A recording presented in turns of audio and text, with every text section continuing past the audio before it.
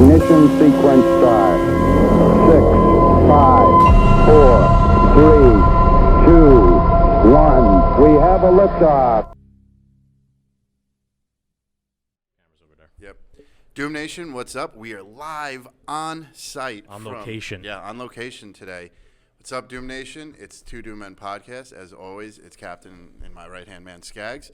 Tell them what we're doing here on location. We are at the Libertarian Party of Connecticut's convention 2022. We're here with some of our buddies. Good What's going on, here. boys? Why don't you guys all go around and introduce yourselves? Yeah. All right, I'll go first. Tom Vaughan. Grew up in the Bronx, moved up to New Fairfield, just off border in New York, but, you know. Bronx kid. Basically a clone of myself. Exact same scenario. Same plan and Bronx all. kid, moved up to New Fairfield. What's up, guys? How you doing? Sorry, we're live, but I gotta say hi to my buddy Pat. That's all right. Hello, Pat. How you doing? Hi, Can I get in? Yeah, you can. Yeah, sure. Camera's right there. Say hello. All right, I'll see you guys in a few minutes. Absolutely. Yeah, man. So I mean, that's we didn't know each other before we Before today, Before yeah. today. Yeah, but and, then again, you know, we knew each other forever. yeah, Bronx kids. Yes. Like I said, Bronx kids. We have. You guys drank the same water, so you're both poisoned. Exactly. Exactly. Lance, how you doing? Good. Thanks for having me back, technically, right? This Yes. is round 2. Sorry, I gotta talk to the mic. Yeah, you guys are Yeah. going to have to move that Yeah, back you guys and can forth. pass it back and forth. It's going to be some action. Yeah, thanks for having me. Lance Leduc. I was on probably about 10 episodes ago. give or Probably take. a month or two ago. Yeah. Had a lot of fun. I appreciate you guys having me on. We had a good conversation. So, back for more here at the live at the convention, like they said. Yeah. Fun stuff. Rich? What's going on? Richard Cordero. I'm probably like the Libertarian Rebel. There you go. I like it. Yeah. Hey, we don't judge. Central Connecticut Secretary for the affiliate. Cool. Oh, yeah. Explain your seat and what. If you want, it's up Yeah, to you. yeah. You can, and you could curse here. It's whatever you want to do. Yeah, you no, tell there's no us. hold Yeah. bar. Basically, keep track of the minutes for our meetings, and I log them and I put them up on the Discord, for the affiliate. And we do everything, I was nominating candidates for the area and stuff like that. And just, hit the ground running. These are people that got the boots on the ground for the party, Yeah. Yeah. Definitely. It's kind of what we were talking about before. It's like you have to do something if you want to like enact some change or see some change. We were, sometimes we were just saying before that like the best conversations happen when you're not recording them. So we were trying to hold. Right. I always say like you hold your bullets, for when you're doing this here. But one of the reasons I'm here is like I'll tell you what. When I decided to actually join the party was when I think it was Governor Cuomo. No, I think it was de Blasio. Or it might have been de Blasio or Cuomo back when they were trying to enforce the whole vaccine mandates thing. And he was like, we need to like go up to people and literally shake them and throw them in a car and like bust them off to get vaccinated. And I'm like, what the fuck are you talking about? Right. And I always liked the Libertarian Party and the Mises Caucus and all that stuff. But now I'm like, all right, I better fucking try and like actually physically do something here because this is getting wild. Right. Once his nipple rings got exposed. Yeah, things went downhill from there, He lost without a me doubt. after that, Yeah. And the graphs, the charts, Yeah. So how did you get involved? Were you always libertarian or? My grandmother started the party, and no, but Is your grandmother Joe Jorgensen? right? Hey man, I voted. No, I mean Monopoly on Violence. That was a big one, right? And then you keep listening to stuff. This is the first time I'm coming out, getting exposure. It's a little dry with the votes and everything. Richard just won in a landslide for Party Rebel. Yeah, I was Party campaigning- badass. Yeah, we were campaigning hard for that. But yeah, man, you got to put action out here, So even though it might feel like 3%, you can negotiate with people. I was saying this earlier. 3% in a close election in certain runnings, you can negotiate with that. If you have a strong unit of 3%, you can swing in the minority's favor and get something for yourself. Yep. And you don't got to do the 2 years of work. So. Can I just, because I know you guys' audience might not all know the Monopoly on Violence. Go for it, Yeah. It's a Explain great it. documentary. You can find it on Amazon. Probably other spots too, but I know They're making moves, I think. Yeah, I watched it on Amazon, and there's a lot of big names in there. Pete Q, Dave Smith, a lot of people from the Mises Institute. It's just a great documentary type film that just walks you through some of the history of the party, the history of why we do what we do, and more importantly, the history of the state and the monopoly they have on violence over all of us. And it's a great introductory level. I think it's a great film for somebody that is just looking for answers but doesn't completely understand libertarianism or why we do what we do. It's one of those films that, like, I watched it, and I always say some people, when they talk, you don't hear them, you feel them. And Yeah. like, I felt those words sometimes when some of those guys were on there talking, because it's just, we've all been subject to state violence in one way or the other. And violence doesn't necessarily have to be somebody grabbing you by the back of the shirt and punching you in the face, right? Like the threat of violence, the coercion that we're under all the time from the state. There's just so many things that it opens our eyes to. Scott Horton's on there, who he's here at the Connecticut State Convention. We can't wait to hear him talk later. I know you guys had him on your podcast. Can't wait to meet him. Yeah, he's brilliant, especially when he is talking about the foreign affairs and all that stuff. That's like the guy in the country to listen to. Yeah. Oh, yeah. Yeah. And so, yeah, sorry, he referenced Monopoly on Violence, and I get all excited when I hear that stuff. your I was like, I libertarian gotta make senses sure are their audience tingling. knows what that is. Yeah. So Every name that gets interviewed, go down that rabbit hole. All those guys are good. All their stuff checks out. Yeah. Yeah, one thing I've learned a lot, and I really like about libertarianism, since I've really gotten like down the rabbit hole, I guess you could say, is like it gives you a really good perspective of just the real world, because I never really thought of it in terms of like the state being the largest exporter of violence before. I mean, people would be like, well, if there's no government, it would just be madness, and there'd be people shooting each other in the streets and whatnot. But that's already happening. Number one, you could just look at New York City or whatnot. But begin with. That's also sensationalism, though, Yeah. of those acts. We've actually the idea that there's danger and you're not safe is actually a lie that is sensationalized by the media. Right, of course. Because we actually, if you go to the numbers, we actually live in the safest time in times human we've history. ever lived in human history. And that's something I understand very well, and I try to tell people, and it shows people, and that's how I get people involved. Like, I got involved, obviously, I would say, the state does a really good job of making felons think they cannot vote. And I think like in Connecticut, in 2001, they passed a law. If you're not incarcerated or on parole, you can vote. But they keep that very hush-hush. Like, not everybody I talk to will be like, oh, I can't vote. And they're like, oh, why? They say I'm a felon. Well, no, you can vote. They just don't know. That's false. You just don't know, and they don't put it out there to let you know, because this is how they get certain groups to think that they can't vote, and they don't get them to the polls. That's why I originally got involved. I was like, oh, I can vote. I ran straight up. I got a felony conviction for marijuana, for God's sakes, at the age of 16. Right. Like, that should never happen. Yeah, you're such a violent person. Yeah. Right. That's a ridiculous thing that happened to so many people, that you could had a joint.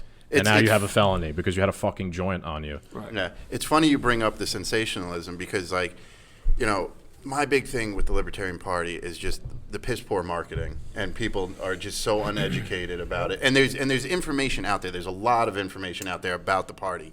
You just have to get off your ass and do it. Yep. And and I don't disagree either. A big thing that Skaggs is always saying, he's like, just legalize all drugs. Legalize every single drug, and then you're going to empty out the prisons. The police have less to worry about. And, you explain that to somebody, and right away they're like, oh, there's going to be crackheads running around the street. Yep. That's sensationalism. You've been alive. I've said this to, like, my mother and stuff. I was like, you've been alive for X number of years. You go out on a weekly basis. You go here and there. You never run into crackheads. Why all of a sudden do you think if crack's legal, you're going to start running into crackheads? If anything, they're going to go find a little spot somewhere off in the. It's not going to be in the middle of Main Street, Fifth Avenue or something that they're going to start. There'll be a few, there'll be stories, but it's all sensationalism.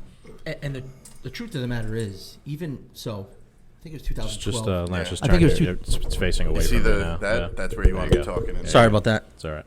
I think it was 2012. It might have been 2008. I forget. Ron Paul, just on the sensationalism and talking about the exact topic you guys are talking about right now with legalizing. Basically, we use the term legalizing drugs, but it's really just let's make it legal for me to do what my body, whatever the fuck I want to do with my body, right? My body, my now, choice. Right now, as soon as I start encroaching, slow on somebody else and hurting them and or taking their stuff or something like that, yeah, fine. I understand that then there are consequences for that in life. But if I'm just minding my own business in my backyard, doing whatever the hell I want, that should be nobody else's business. And I think that's a pretty easy thing for most people to understand. So much so that, and this speaks to your marketing issue that Cap has brought up. It's my second time with you guys. He's brought that up both times, right? I will always bring it up. I know. And I think that, so Ron Paul, it was either 2008 or 2012, I forget off the top of my head, in South Carolina during the George Bush Republican years, right? So let's put ourselves back 20 years ago, what that Republican Party looked like, a little over 20 years ago now. In South Carolina, stood up on a stage, and they asked him, so would you legalize heroin? He said yes, and he got a standing ovation, a crowd roaring for him over that message, because I think most people, if we find a way to market it, if we find a way to get to have the platform that like a Ron Paul did, and say boldly and unapologetically that we own ourselves. And as soon as we start messing with somebody else, fine, I get it, that's a problem. But until that point, I own me, you own you, let's just sit right there, okay? Yeah. And I think the fact that, is there a redder, more conservative place on earth than a Republican debate stage in South Carolina? Right, no. And even that crowd gave him a standing ovation over legalizing heroin, right? And obviously, I don't think we should lead with running around telling everybody that we want to legalize heroin. But I think again, it's finding the voices that can talk this stuff, that can spread this message, and slide that conversation into well, no, what we're trying to do is legalize I own me. I'm not jumping on heroin because it's legal.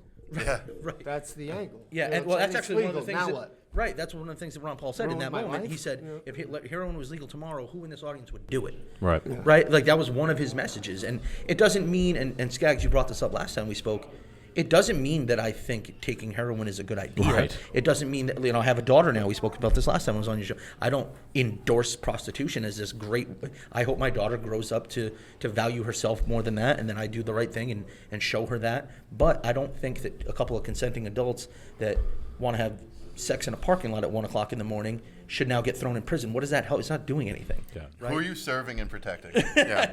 Right. Yeah. I think you'll be able to relate to this, being we're both Bronx guys. You're Italian, right? Irish, okay. Yeah. So both Bronx guys. But going back to what you're saying about there being like poor marketing and then the idea of something being legal, I'll give you a personal example, right?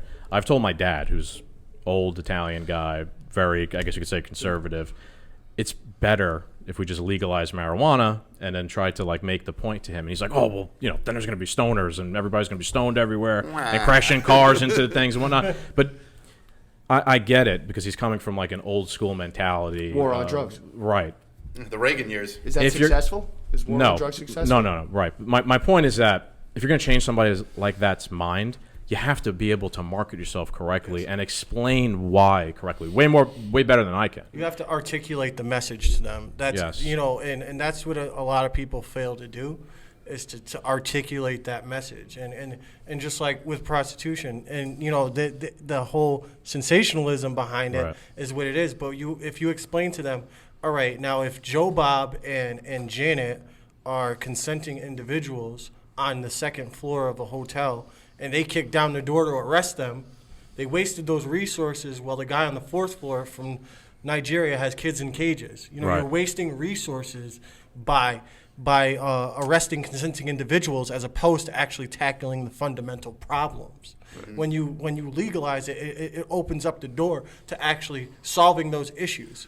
But it's complex. They don't want to solve some of these issues. No. It's complex and it's layered. Yeah. War on drugs, not successful. At the end drugs of the day, won. Right. Yeah. And then war on guns. Right. Guns are winning.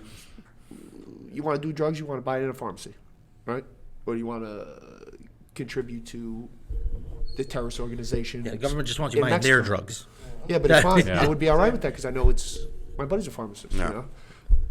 At least I'm going over the counter. I know it's tested instead of funding cartels. Right. And if you look at it, that's also a lie too, because the government has funded cartels and gave them drugs. No, I don't even want to go. But you know what I mean. They're having that issue now. They're putting out stories about fentanyl being in pot now. Like it's all about buying that state sanctioned stuff. It's not about who's the cleanest. It's the idea that the state's giving it to you that it's the cleanest is a complete lie. That's true. Although I got to say, buying out of a dispensary is a nice experience. As opposed to a corner. Of course. Yeah, that's definitely going to be a better experience. Yeah, well, speaking kind of what Tom is, I think we all agree here, and I think what Tom's really kind of getting at is, and this came up, funny enough, last time we were talking too, is there's a historical precedent for this already with alcohol prohibition, right? Right. Once you prohibit things, it's not like people are just gonna stop. It's not like everybody is just gonna go. It's a little more okay, fun, well, I don't want alcohol. Speakeasy. Then. Yeah. Instead, what they're gonna do is a they're good gonna. point, yeah. All you Little did more was create smuggling and gang wars and turf wars and everything else. Oh, we're posing for Posing a for pic. pictures. This guy stole the show, by the way, so Yeah. far with the banana. Yeah, You guys been Andy voting with a Bananas. banana all night. Andy Bananas, I'm gonna start calling him. Yeah. So for everybody listening, when we vote on whatever it is we want to be voting for, we raise up a yellow card. He had a banana, and he was using the banana instead. I thought it was brilliant. Gave You the can whole take floor one a of those chuckle. if you want. There's a bunch of flyers, yeah. You So can even yeah. join in later in if you want.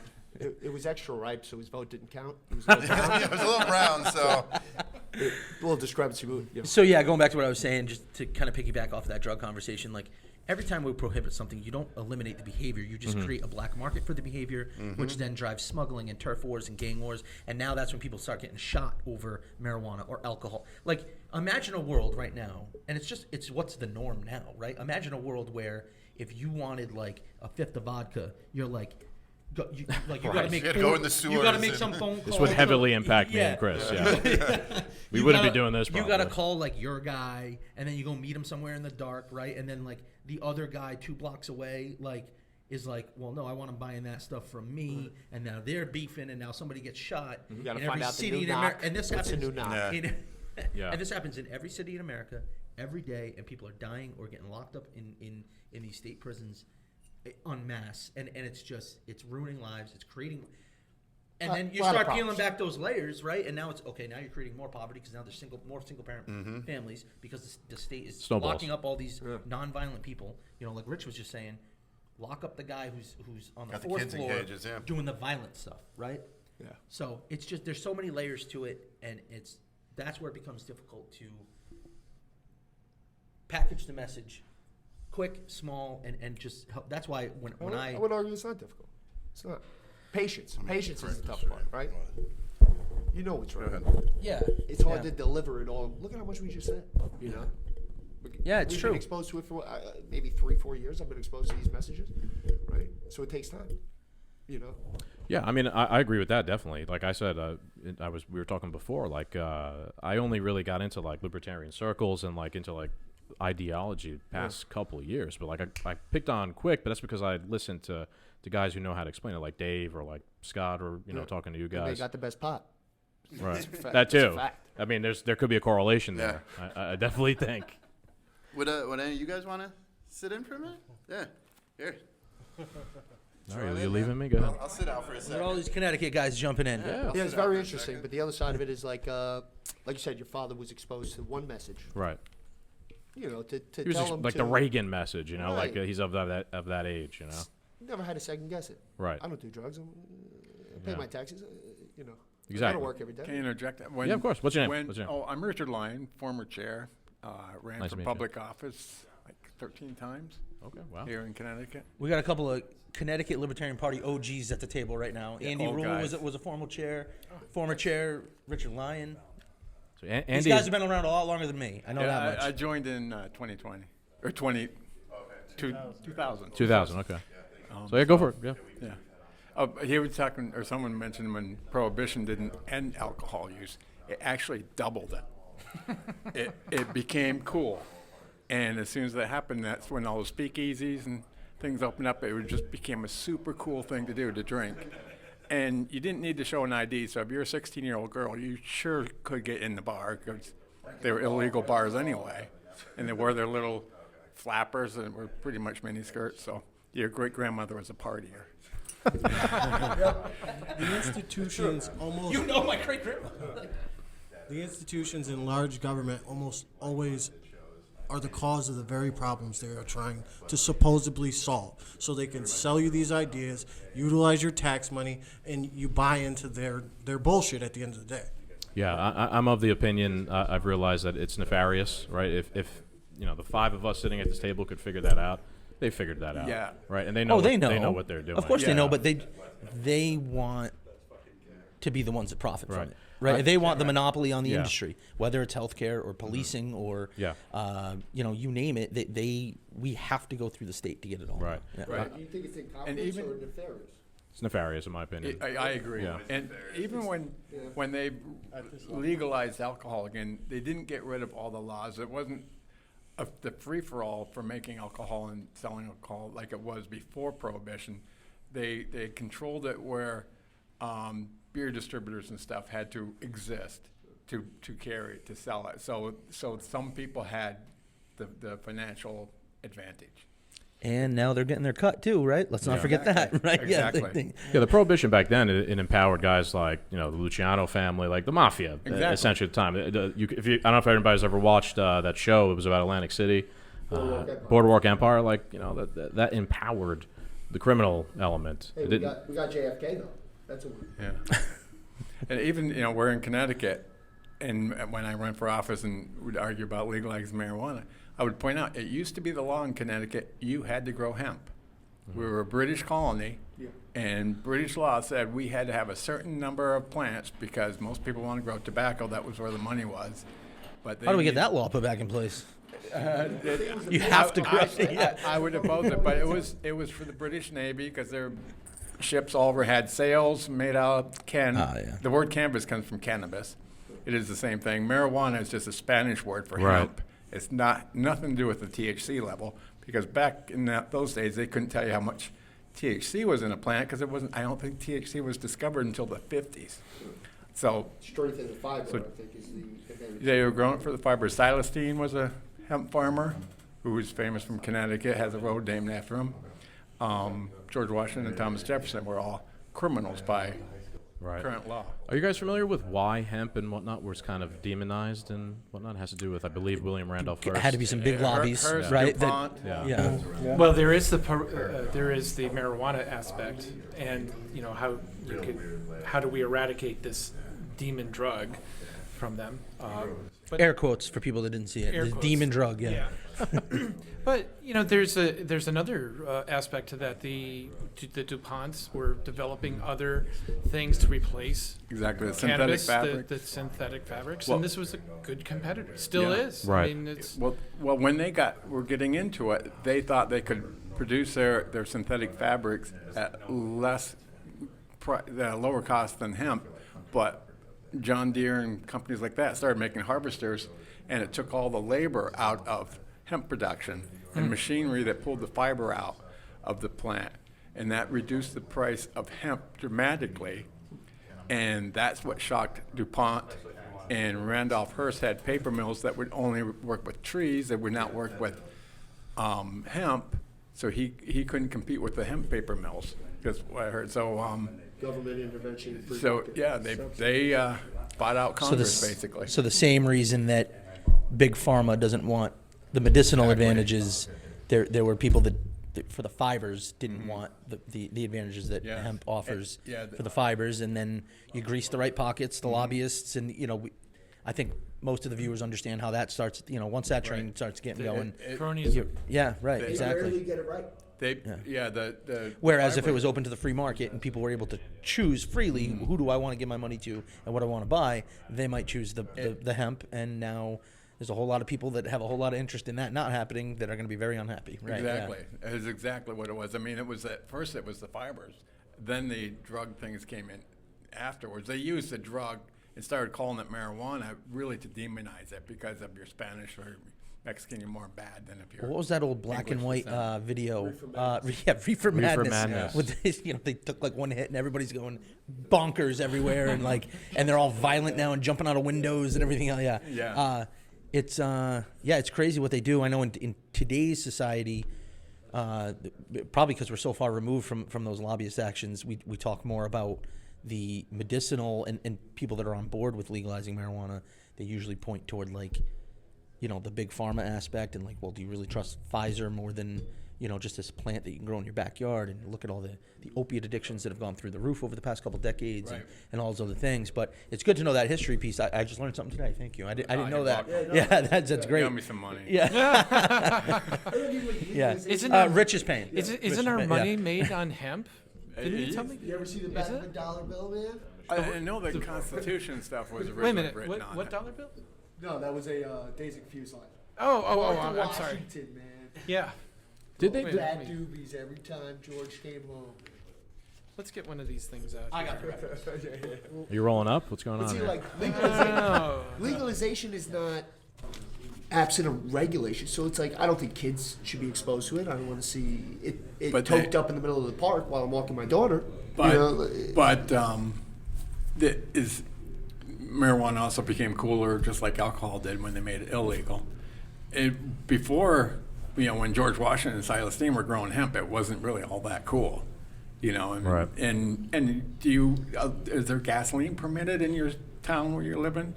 You're allowed to have gasoline? yes. Yeah. Really?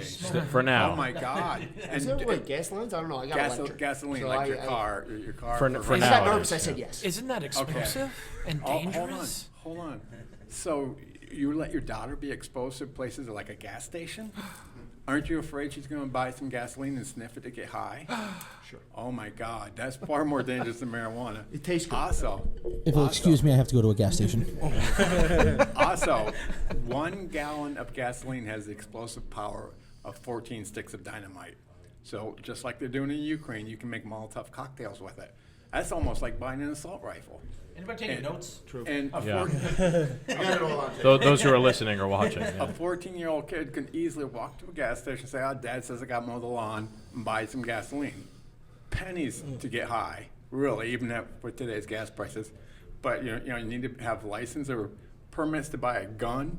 In Connecticut, we're the gun-making capital of the world and the atrocious gun law capital of the world. Also, And what's that company that? It's a factory in Connecticut. which one? He just said. Colt.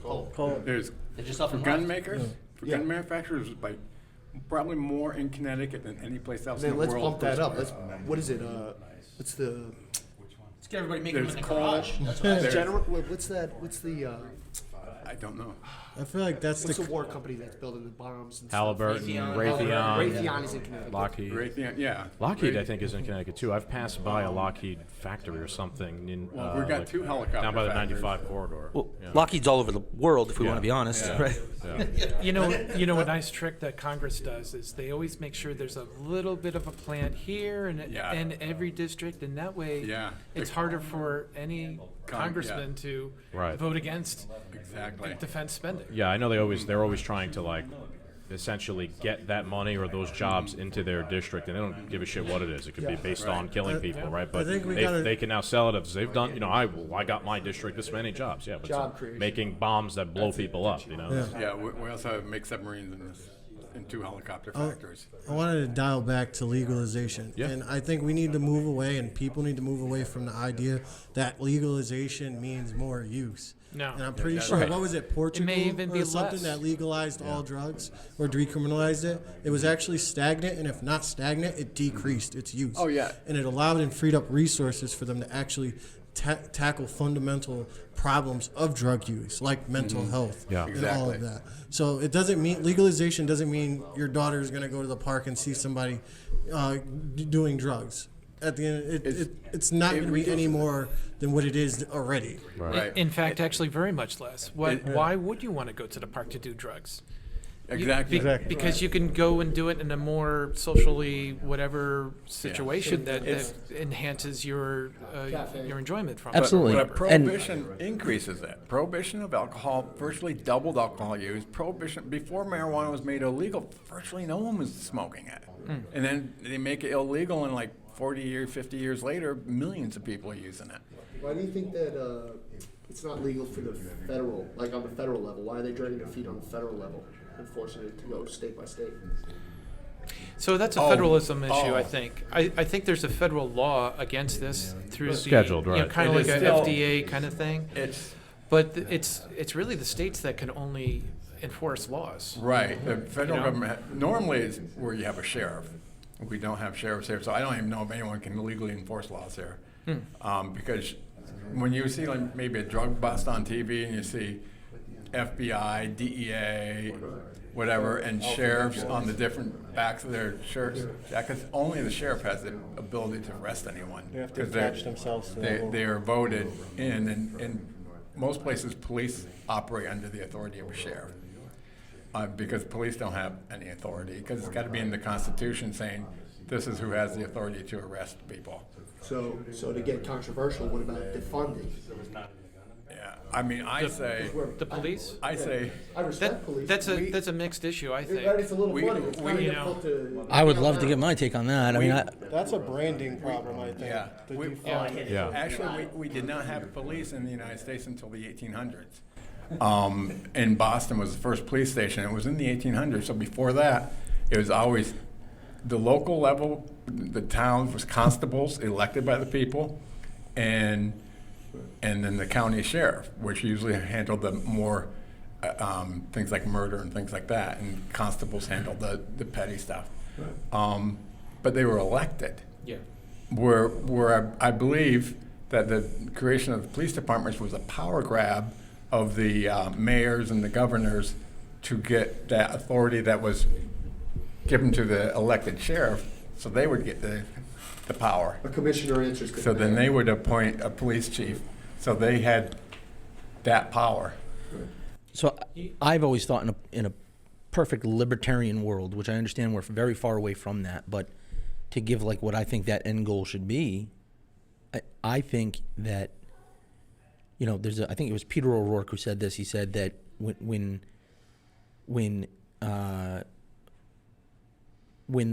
legislators are given power over the market, the first thing bought and sold are the legislators. I don't want to say that's word for word, but it's very close. Yeah. So when you give the monopoly on violence, which is what the police have, right? Referencing that documentary again. If you look at policing as an industry, then you can, you know, just like you need to go to the store to buy an iced tea, right? That's a service that you're getting for your money. We pay for the police, right? It's coerced and taken through, you know, through force for this table, right? That's how we look at it, right? But yeah, it's an industry. It's a service provided to the people, right? To the people of the community that we have to pay for. So if you look at it as an industry, first and foremost, that's the first step. Now, to me, would you rather any industry be monopolized or to have choices and options on the table so that you can vote with your dollars, right? So I think if you start there and you say, if it's monopolized through the government, that's the worst type of monopoly, because now it's literally, they can make it illegal for there to be other options. So now it's a monopoly because if you try to start another police force, your ass gets thrown in jail, right? It's a monopoly on that industry. Versus if, you know, like I live in Woodstock, Connecticut. If Woodstock said tomorrow, you know, instead of having public policing, we're gonna, you know, price out to about 10 different security firms that have these people that have a background in policing and military and stuff like that, so they know how to, you know, protect people and carry a weapon and all these other things. And those 10 firms are going to give us their price on what it would cost to police our community. Now, the people of that community, if they're not happy at the end of a year when that contract is up, they get thrown out. Now, what else happens? If somebody that's hired for that privatized firm shoots somebody that wasn't supposed to be shot and it was egregious and it was disgusting, the CEO or the owner or whatever you want to call it of that private company, they have to fire that guy. That guy has to face consequences. Otherwise, that company's not going to get hired anywhere else. So it's exactly, the customers are now in charge of, and now the people of that community can say, here's what we want policed. We don't want you going out and arresting some guy with a plant in his pocket and throwing him in a cage like a zoo animal. Yeah. Because for these reasons. So just creating an actual market, like libertarians talk about all the time, these free market principles. If you haven't read Economics in One Lesson, see that segue? That was pretty good, right? By Henry Hazlitt, right? You have to create those markets. You have to create the ability for me to be happy with the product by voting with my dollars, right? So when we say defund the police, I know that was the big coined phrase a few years ago.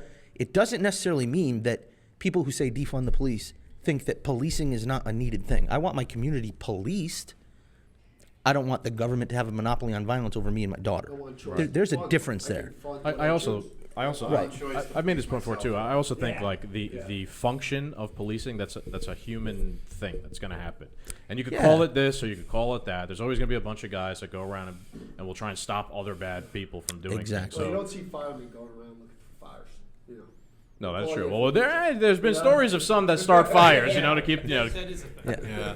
But yeah, just create a market for it. Right. And now also, How many police cars do we see parked on the side of the road and there's a guy holding a sign directing traffic for overtime dollars that are costing us dollars? If you're the CEO of that company, You could hire out to a flagger company. you could hire you could hire some 20-year-old college kid who's home for the summer to twist a sign around that says slow and stop on each side for a fraction of the price, right? And now at the end of the year, that bill on the community is going to be much lower, and now the community's happy with it. So you're making things more efficient, safer.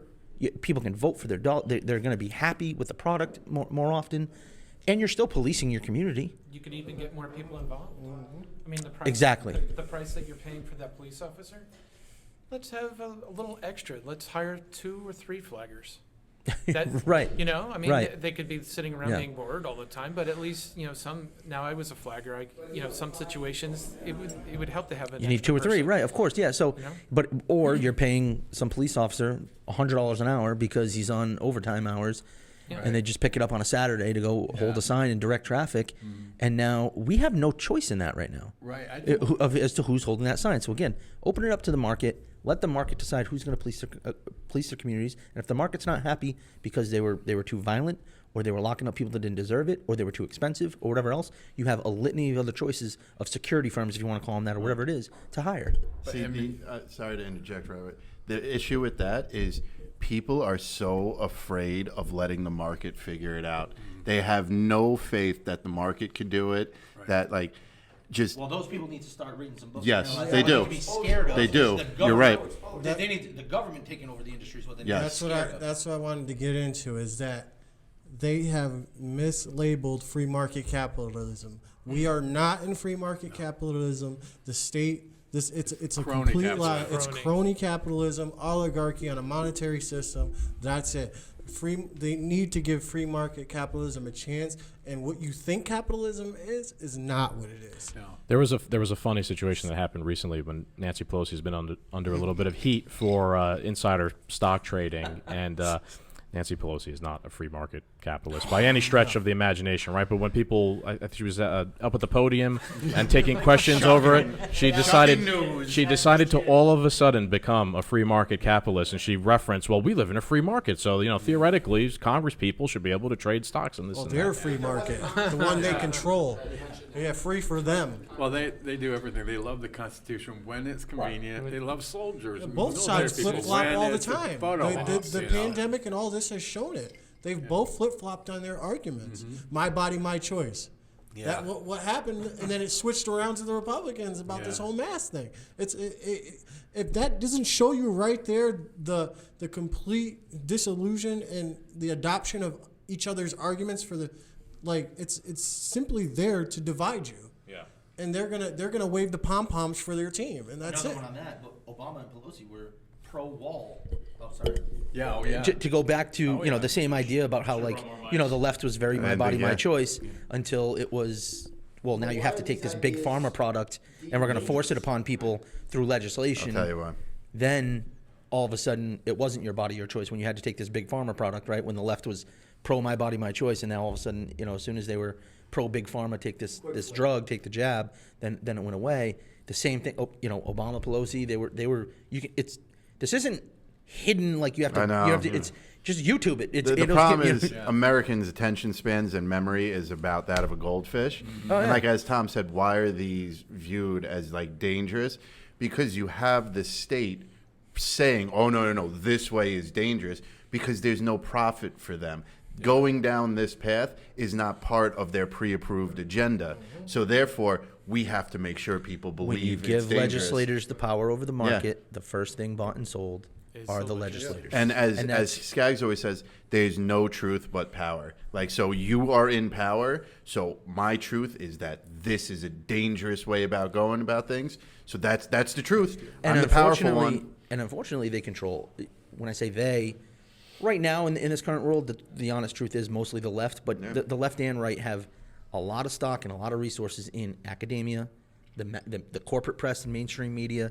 So they control the narrative. And you started this whole show out asking, actually 2 shows in a row now that I've been on with you guys, you've asked, where we got to market this message better. We have, I truly believe in my heart of hearts, and I want to see it for my daughter, who's 2 years old. We have a lot of the answers to make this world a better place. But how do you market it?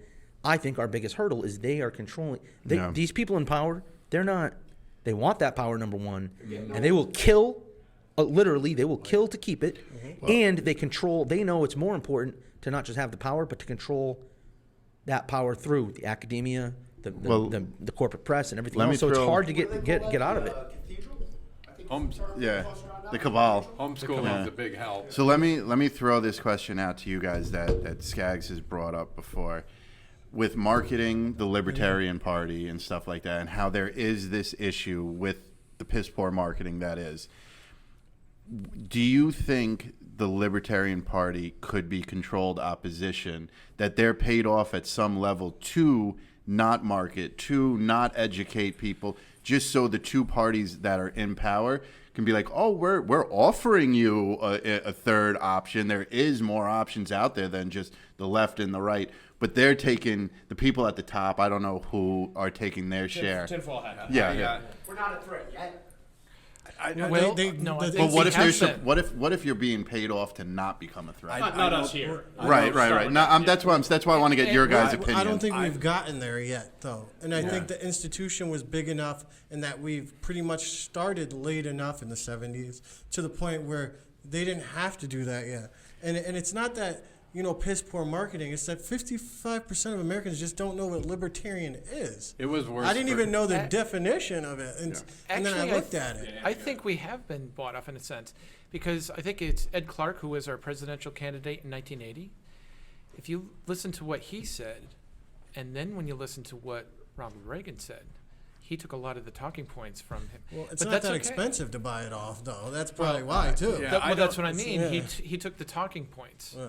So even if we don't get elected to office, if other people plagiarize and actually act on what we say, that's key. Yeah, I'm more loyal to to the United States than I am to my party. But I don't think it's that we're such a bad marketer, and we're maybe not great. But what we have to overcome to really be successful, we'd have to outmarket the Democrats, the Republicans, CNN, ABC, MSNBC, who are all our enemies.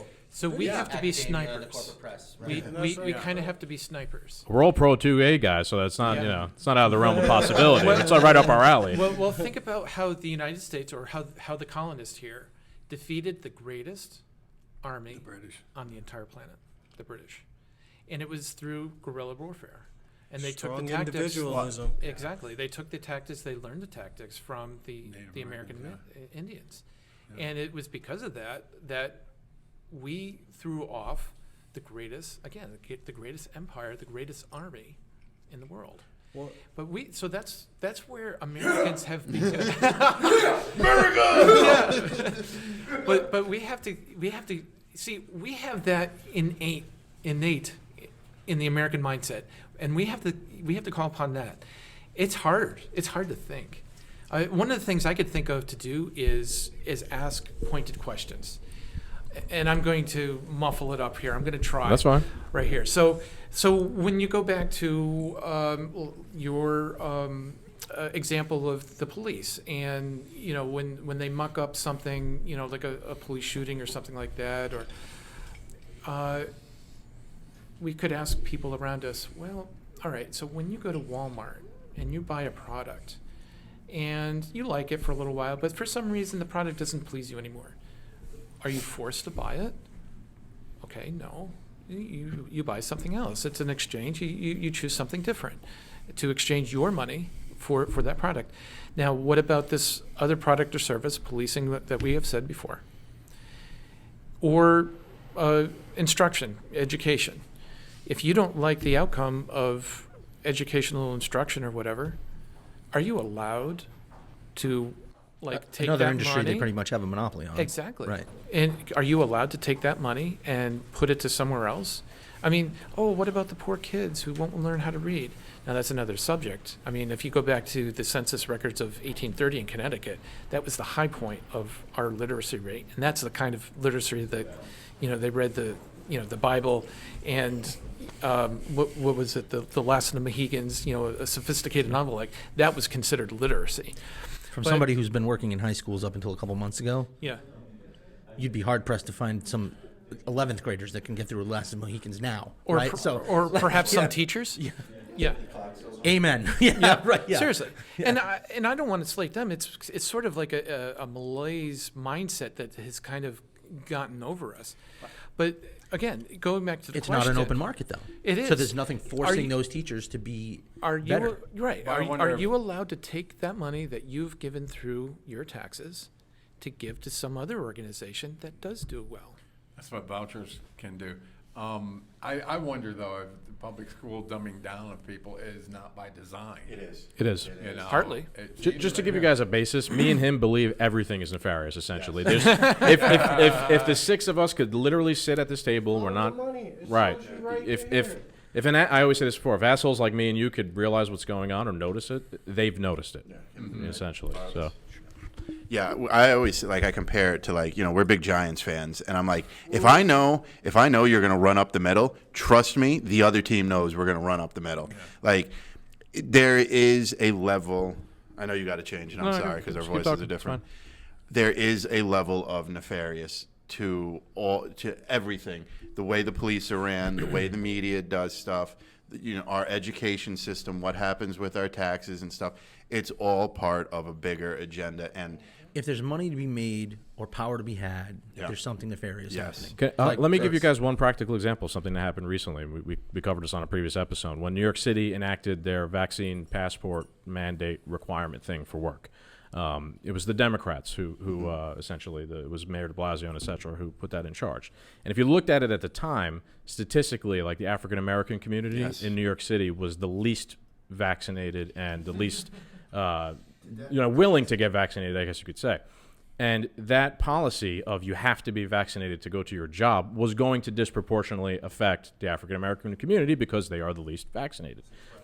5 or 10 years down the road, the African-American community in New York City would have been negatively impacted from that. And a Democrat is going to come along and say, this is systemic racism. This is because of the Republicans. This is because of free market capitalism, et cetera, et cetera. Yep. Vote for me. I have all the answers, and I'll figure it out for the community. Meanwhile, it was them who enacted the policy which damaged the community.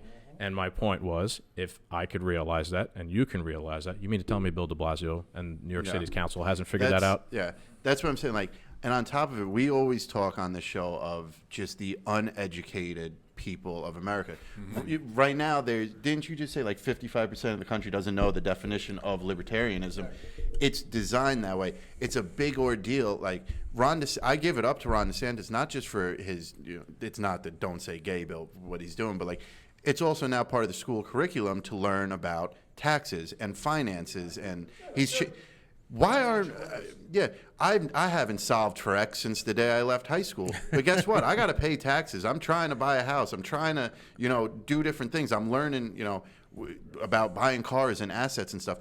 No one taught me that shit in school. I have to go to YouTube. So there is literally right there, they are purposefully dumbing us down. Because I'm sure back when, when I went to school, I didn't have a shop class or a home ec class or something. I probably would have exceeded in a shop class working with my hands way more than dealing with every English teacher I've ever had to deal with. I think one of the things we're touching on a little bit here is just the political apathy that exists in the country to an extent. We're kind of asking some of these questions about, well, how come nobody knows about libertarianism, or how come nobody know? A lot of people are just kind of, they're more worried about what's for dinner tonight. I got to drop off my kid at soccer practice. I got to do it. So they're not concerned with the conversations. Let me say this. Yeah. So we're exposing an opportunity. You know what I'm saying, for the Libertarian Party. Sure. And we're all here also. The Mises Caucus. Just and like you said, we got to be snipers. Keep getting it right. Yeah. Look at our record. Look at our track record. And We've in gotten it today's right world, every with step. podcasts Every and step. everybody's got a camera in their Tell pocket. me where Mises Caucus, where Libertarian Party got it wrong. Over the past 2 years of nothing but mistakes by the government. Tell me where Libertarian Party got it wrong. But unfortunately, you know what I mean? We get it you're right. right. We get it right. You're Keep right. getting it right. I believe you're right. Patience. Unfortunately, Get it right. what we're up against is an emotion called fear, and fear drives behavior, and they use fear to drive our behavior, not ours, but the general public who's generally apathetic, even though they remember, oh yeah, you know what? That guy Lance that I'm friends with that posted on Facebook about how sure as shit we will see crazy inflation in the next couple of years because of all that money they printed in Trump's last year, and I'll post I'll circle the date, told you so, right? Yeah. But then as soon as something comes out that they're told to be really scared of, and they're told your kids are in danger right now and everything else, they're going to fall in line, they're going to comply. Now, what that's the black pill for people. I'm sure your audience knows a little bit of, black pill, white pill. Oh, yeah, we reference them all the time. Yeah, that's the black pill. The white pill, though, I've never before in my lifetime, I'm 38, I just turned 38 this month, I've never before in my lifetime, as soon as those people start waking up and realizing when you're saying, hey, your kids are in danger, they'll comply. But as soon as a few people start realizing, oh, wait, you're putting my kids in danger, those school boardrooms that were full of parents this past year, that's a little bit of a white pill for me. The amount of people that have come forward and like said enough is enough that I've seen in the past year gives me a little bit of hope. Well, we do have libertarian solutions. One of them is the Ron Paul curriculum. Yes. Okay. Yeah. There we go. Way to drop that. Expand on that. Is your birthday today or yesterday? No, my birthday was March 15th. The Ides of March. Beware the Ides of March. This is April. Oh, I'm sorry. So you had a birthday last month. My birthday was last month. There well, you go. Happy belated birthday. I'm a little, yeah. Sorry. This is April. I guess I haven't written down the date starting with a 4 in the past couple days. But as far as education is concerned, here we go. We do have a solution, and the Ron Paul solution for education is the Ron Paul curriculum, developed by Tom Woods and decentralized, get money out of the federal government, the federal curriculum, the federal schooling system that's basically been put in place. And now there's a lot of disgruntled parents, especially with this lockdown crap that happened. A lot of eyes have been opened. And a lot of more parents have been more willing to try out different things. United States, and the homeschool community has grown. Yeah, that is true. United States used to be #1 in the world for reading abilities and math abilities of our high school kids before they started the Department of Education. 1979, right? And then Jimmy Carter. We've dropped down to around 22 or something like that. Well, before and the spending has gone through the roof, right? We're spending more, and the product is less. That goes back to my monopolizing the industry of education, right? There's no incentive to be better, to offer a better product, for the teachers to do better, because it's monopolized. Okay, but see, before compulsory education laws. Yep, absolutely. Right. Now we're exposing a lot here. Rewind this. If you're doing 1.5 speed right now, slow down. There's a lot coming at you. You know what I'm saying? Once you get going, it's hard to stop. You know what I mean? Yeah. Slow it down, make it sound drunk. But you know what? Private and public sector unions, I also do believe like capitalism is a good thing, free market's a good thing, but let's not shy away from socialism as well. Not communism, but, and this is probably a bad one to end on, but like I'm a local, right? Yeah. Libertarian network communists. But you know what I mean? It's like I find it to be a good balance between capitalism and socialism. You know what I'm saying? They can balance each other out. There are social programs that are good.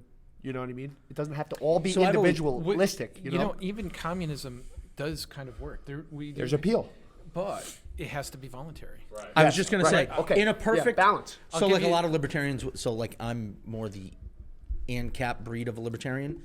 A lot of libertarians will point to like our perfect world would be called ANCAPistan. In ANCAPistan, I want voluntary societies, voluntary people that are voting with their dollars, voting with their resources, and making free choices for themselves, consenting choices. So if somebody wants to set up a democratic democratic socialist community model or of a job place where like the workers own the environment or whatever, you're free to do that as long as those people, to Andy's point, are free to leave because the guy across the street has a business that's working better.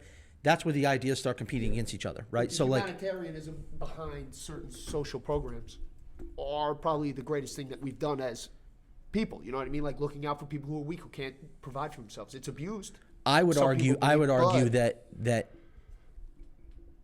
those programs that have been put in place, I would say it's humanitarian to want to educate people, right? To educate our children. I think that's gotten worse since government has taken it over. Okay, so let me clarify this. I think it was that's a public union. They're negotiating with the state. I just don't want dollars. I'm a private union, right? So I'm a local union, labor. We negotiate with the customer. If our product is not good or our price is too high, we lose. Public union does not have any competition, and I think that's what we're saying. Competition is good. Yeah, now, I was just speaking more to unions, your point about humanitarianism, right? I want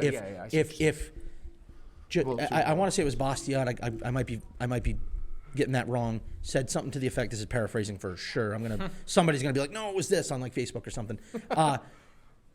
Just because we say we don't want the government making bread, doesn't mean we don't think people get bread, right? We just don't want the government in charge of it. I butchered that. That's definitely, but but it's it's not that we don't think people need to be fed. We don't think that the poor need help. We don't think that people need an education. We don't think that people need medical needs. We think that when the government gets involved, it gets worse. It gets more expensive. One thing, if you look at all the services that people are afraid of, if libertarians came in, oh no, such and such and such will be shut down. Okay, now where did those ideas of those services come from to begin with? They came from the private sector. Yeah. Even building roads, those were done by corporations before we had a big state. Target turnpikes. wants a road from my house to Target. They built it, right? They're gonna get there, They right? built it on their own. What about education? That came from the private market. It was homeschooling first, and it was different schools around. And in fact, actually, in the 1830s and 40s, the way that government schools set up their government schools is that they actually bought out private schools, their buildings and things And then like ruined that. them? And then ruined them, and then made them public. They bought them out. When they should have just used vouchers. When we're talking about like free market, I've had people say, well, if it weren't for the government, we wouldn't even have seatbelts in cars. And I tell them the story of Tucker cars. I don't know if you're familiar with it. In 1940, all Tuckers are 1948. By the way, it was a guy who was an industrial guy in Preston Tucker. But in 1948, he produced a car that had four-wheel disc brakes. No cars had disc brakes then. Wow. Padded dash. Steering wheel would collapse if you're in an accident, so that it wouldn't ram through your heart. Do we even have that today? No. Headlight in the middle that turned when you turned the steering wheel. Windshield would pop out if you smashed your face into it. And the engine was almost identical. The engine was almost identical to the one that Porsche would come out with 50 years later. He only made 51 of these cars. The government arrested him, charged him with some crimes that he was found not guilty of. They were saying that he was just selling stock in his company and wasn't going to build cars. He was found not guilty, so then the government took his car factory away from him. Yeah. And ended that. That's crazy. But And the big three is what got their cronies in government.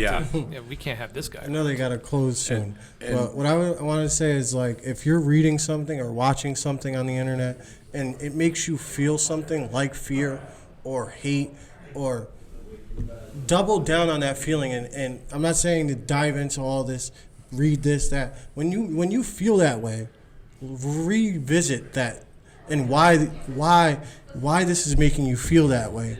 And almost all the time that there's something behind it, because they use that fear to control people. So there's always going to be something behind that story or that fact or so-called fact. I want to make one more point on the healthcare issue. In the 1950s, the United States had the best healthcare in the world, and it was inexpensive, and we had more doctors per 100 or million people than any other country in the world. But if you graduated, to become a doctor, if you graduate from some college, accredited college with a medical doctor degree, you were a doctor. You did not have to take any kind of license. You did not have to have license to practice medicine. And we had the best medicine then. Then they, in early 1960s, they said, no, you have to have license to be a doctor, and they set the limit as to how many people could get it. Which is code for you have to pay the government. Yes. To be allowed And because they limit how many people can become doctors each year, and even though the population of America has grown, they haven't upped the number. Right. That causes the supply and demand issue, and now we have the medical issues we have now caused by our government. And now the demand is way up, and that's when government comes in and says, "Oh, well, we'll take care of it." And now the demand is through the roof, and then government comes in and says, "Oh, we'll take care of it." And now the price is outrageous because there's no doctors, and who gets a big cut of that is the government, who's in with the insurance companies and stuff. And tell my grandma I'm not coming back. And nefarious, Something like that. Yeah. and nefariously, doctors are not allowed to practice medicine. Right. Oh, look at ivermectin. Look at the past 2 years, right? Careful. Are we going to get canceled? He said, no, it's okay. Flash on He that just, flame. The drug that shall not be named. Yeah. Yeah, and you know Reduce the, this conversation, huh? That's right. We got Ukraine now. We can talk about COVID. Yeah. the CEO of Pfizer is actually a veterinarian, and they gave Rogan all this BS about. Yeah. Cut my So, balls off. so let's do this. We have to wrap it up because Yes. we have to the next part of the convention. But I mean, we'll be here all day, so we could do this again Yeah. later. Pick up from there. We'll see. Maybe we'll get more interesting people to say. No, you guys were interesting. You guys did a great job. Thank you guys for joining us. We'll You won't find more handsome guys. That is That's- true. yeah. That is true. We'll Skaggs, stamp. Cap, thanks you guys both. Yeah, Thank we'll you. stamp I this gotta is part one. course. So we'll keep moving. Yeah. All right, All no right. problem. Thank Yeah. you. That is the Well, end of the conclusion of part one. Yes. What's up, Doom Nation? We are back at the Libertarian Caucus of the Libertarian Mises- Party Yeah. convention Yes, the Mises Caucus of Connecticut. with some of the Mises Caucus. Yes. Get your facts straight. Hey, I'm I have trying. to fact They- check you over here. They just shut down the bar, so I'm sobering up here. Let's get into it. We Yeah. got Rich back from Yes. earlier today, and we are being joined by. Yes, you bunch of guys introduce yourselves? introduce yourselves. Go ahead. You get the mic. Oh yeah. I'm Nick. I'm from Eastern Connecticut. Yeah, Ryan, and also Eastern Connecticut. Culture Very Institute. nice. So yeah, man, what's going on? So, I yeah, mean, Rich- successful convention. I guess we're done with the actual convention part. Now we're Yes. just hanging out, waiting for the Yes. speaker event later, which would be interesting. Skaggs is now a senator, and things are going to start changing. Oh yeah. You were telling us a All story. right, so we were discussing being left libertarian or right libertarian. I was saying I used to consider myself to be a left-wing libertarian. Right now, it kind of seemed like I've drifted more towards the right libertarian. But when I was the chair of the Libertarian Party of Connecticut, it's when Bob Barr got our nomination, and Wayne Allen Root, who was the VP, and I looked at like Wayne Allen Root's website, and it had nothing about human rights, like gay rights or marijuana. Everything was money, and I just could not follow him. And I didn't like Bob Barr, actually. I don't know if you know the history of him. He was a Not really. Libertarian Party actually got him out of Congress. Really? He was like anti-gay rights, anti-marijuana. He found out that people in the military could have witchcraft as a religion, so he wanted a law passed that if you're in the military, your religion has to be approved. Oh my wow. God, that Yeah. sounds very American. Yeah. Yeah. So Sounds like freedom of religion to me. what happened is he was running, they redistricted, and his district got merged with another district, which was another Republican, and those two were competing for that one spot in the primary. And the Libertarian Party ran someone, and nationally we put money in, and he ran all his ads during the primary season, and they were all negative on Bob Barr, and Bob Barr ended up losing to a more moderate Republican. So we kind of got him out of the party. Then he joined, and in my opinion, just to destroy us from the inside. Oh boy. And he was damaging. But I was the chair at the time, and we had been collecting signatures with like a fill-in name. And he got the nomination for the Libertarian Party, and I took all my ballot signatures and just tossed them. And the party's calling me because I'm the chair, and it's like, what are you doing for ballot access? I said, nothing. The national called me, well, you have to. You have to get them on the ballot. I go, no, I don't. I go, what are you going to do about it? You can't fire me. I'm voted in by my constituents, So there's nothing they could do about it, and he was not on the ballot. We had no candidate in Connecticut. Oh, wow. On that election. Yeah. Good for you for doing that, because that was I wasn't around Libertarian Party at that point, but that's something that a lot of the people that I listened to that were around they all look back on that and are like, we had Bob Barr as our candidate, like that was a disgrace. You really, so it was. Good for you. Yeah, it was. Save the state. I had supported Mike Gravel, who was a Democrat, but he was a senator he was actually from Springfield, Mass. originally, but he was a senator in the Democrat Party in Alaska. But he's the one that ended the draft when the draft laws were passed, they had a sunset clause, and that it was coming for revote, and they would always just push right through, and we'd continue with the draft. This is back like Vietnam days. Yeah, and Mike Gravel. Imagine that the draft just never ends. Yeah. Doesn't matter if the war is over. Just that's it. Just So- Another that was- temporary government Yeah, program. that was something that So- could have possibly happened. So what Mike Gravel did was he started a filibuster, and he kept filibustering, and they couldn't vote on renewing the draft. Okay. So it came to an end, and he just kept the filibuster going until like everyone knows there's no more draft. Right. You know, and That was back in the days too, where you had to actually talk the whole time to do a yeah, filibuster too, right? and like a lot of people were reading from the phone books and stuff. He got what they call Pentagon papers, and they were secret papers like from the Pentagon that said what was going on in the war. And Nixon was president, and he'd go on TV and say, "Oh, this happened." Then he'd have the truth, but the Pentagon papers, and he would cut out things that were secret from the Russians, but stuff that was just really just being secret from the American people is what he was reading, rather than reading from the phone book. And he'd read that stuff. Interesting. And Yeah, that's the Daniel Ellsberg, right? So he was the whistleblower who released the Pentagon Papers, and what's his Scott Horton, who we're going to hear tonight. He's had Ellsberg on several times to talk about that, but also later stuff. But yeah, that's where all that that was Daniel Ellsberg. yeah, I was it was pretty amazing. And Nixon tried to get the FBI to go in and to his office and like arrest him or get the Pentagon Papers from him. And so he called up the VA and got a bunch of veterans in wheelchairs and called up the news media. He had the veterans in wheelchairs to guard his office. And then the FBI's there and the TV cameras are there. Right. And the guys in wheelchairs like, I'll run into you with my wheelchair, And the FBI's like, what are we going to do, beat up a veteran in a wheelchair with TV cameras? No, we're just leaving. They're lucky that didn't happen in 2020 because Yeah. the FBI would beat up veterans Yeah. in wheelchairs now. Yeah. Did you see what happened to Gravel in the recent election? He was running against Bernie Sanders. Right. Yeah. Yeah. So there were people working under him, running his Twitter and stuff like that basically endorsed Bernie. Like when he dropped out, they endorsed and didn't endorse Tulsi Gabbard without him kind of knowing about it. So it's kind of interesting. There was some like inside stuff going on with his the people working for him were running his social.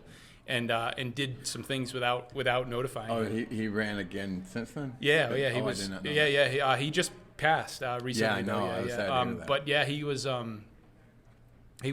as recently as the last election cycle. Yeah. I don't know if he was running, but he was. I think he was more aligned with Gabbard, and so there.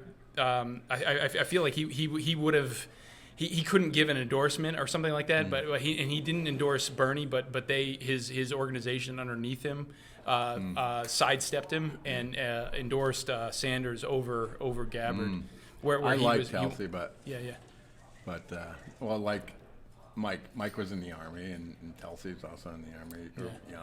So they're actually veterans who are anti-war. I was gonna ask, what do you guys think about Tulsi Gabbard? I found her to always be a pretty interesting person the past couple of years. I like her. I don't necessarily agree with absolutely everything she says, but I think she's an honest person and she's not part of the Establishment. Evil establishment. Yes, where I think the Bushes and the Clintons and Mays will be in the same group. They're pure they're all- evil. Right, the Uniparty. They had to get rid of her, right? They had to.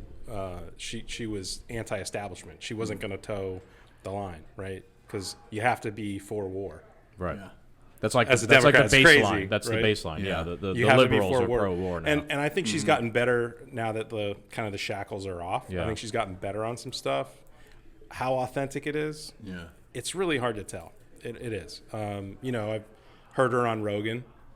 So you hear somebody in a long form, right? You hear somebody talk for 2-3 hours, Right. you get maybe a better sense, yeah. Right. for, is this the stuff that they really like believe in? And I just her going out there talking about no regime change wars, like just keep saying that. Right. There's value in that, Even yeah. if that's the only anti-war thing, like we'll take that, Yeah. right? Because those are some of the worst, right? When we're actually going, because just imagine like what's going on right now, like Ukraine, right? We've been meddling, the U.S., the U.S. government's been meddling in Ukraine for forever. Right. And just imagine if during the 2016 elections, legitimately Putin was figuring out ways to pick who was going to be in power here in the United States. I know everybody says, oh, yeah, Putin wanted. Okay, fine. Yeah, you can that's believe the what you want to story. believe. That would be the equivalent. And Tulsi was at least saying the message that that's just not, we should not be doing that kind of stuff. We interfered with the election in Russia. What election don't we Gorbachev? interfere Yeah. in, though? I mean, Was to it be Gor- honest. But it's for Yeah, I think democracy. it's- Right. Gorbachev. Democracy, it's sacred. Our sacred vow to protect and honor this sacred thing. We were talking about this, man. This, like recently, they speak about the process of democracy and things like that almost religiously. We which were is- just- I mean, I guess maybe they always have, Yeah. but it's just weird. I don't We know. were just talking about how Ukraine is the poster child and Zelensky is the poster child for democracy, Right. and he's jailing and what did we say when he, took banned out he banned the out the 11 political parties. 11 apparently it was Well, 11 apparently- parts. Again, it's hard to know everything. You have to really Yeah. dig in. We've been told by maybe the non-mainstream that it's Yeah. been 11 Yeah. parties have been banned. Yeah. And I found But that not the Nazi interesting. party. Like, yeah. Yeah, not Azov. Although the he- Azovs are cool. Although he made a very good point. I was like, if you screw over the Azov battalion, like they will turn around, gain their numbers, and flip You guys- Zelensky, and then now the Nazis really will be outright running. You guys, Ukraine, you guys listen to Dave Smith's podcast, I'm sure. Some Sure, of you yeah, have, yeah. right? I think Avid listener. the opening scroll or his opening intro has the saying. It's like it's like if you want to know who America's next enemy is, it's like look who we're funding now. And I'm like, well, there's the Azov Battalion. Yeah. They're a natural enemy of ours in 20 years. After we've armed them, trained them, they're in a destabilized region right so now. you're predicting we're going to have like Yes. legit Nazi Nazi terrorism legit in Nazis the coming out of future. Ukraine? Well, in the how future. many of our enemies were theoretically our friends? Yeah.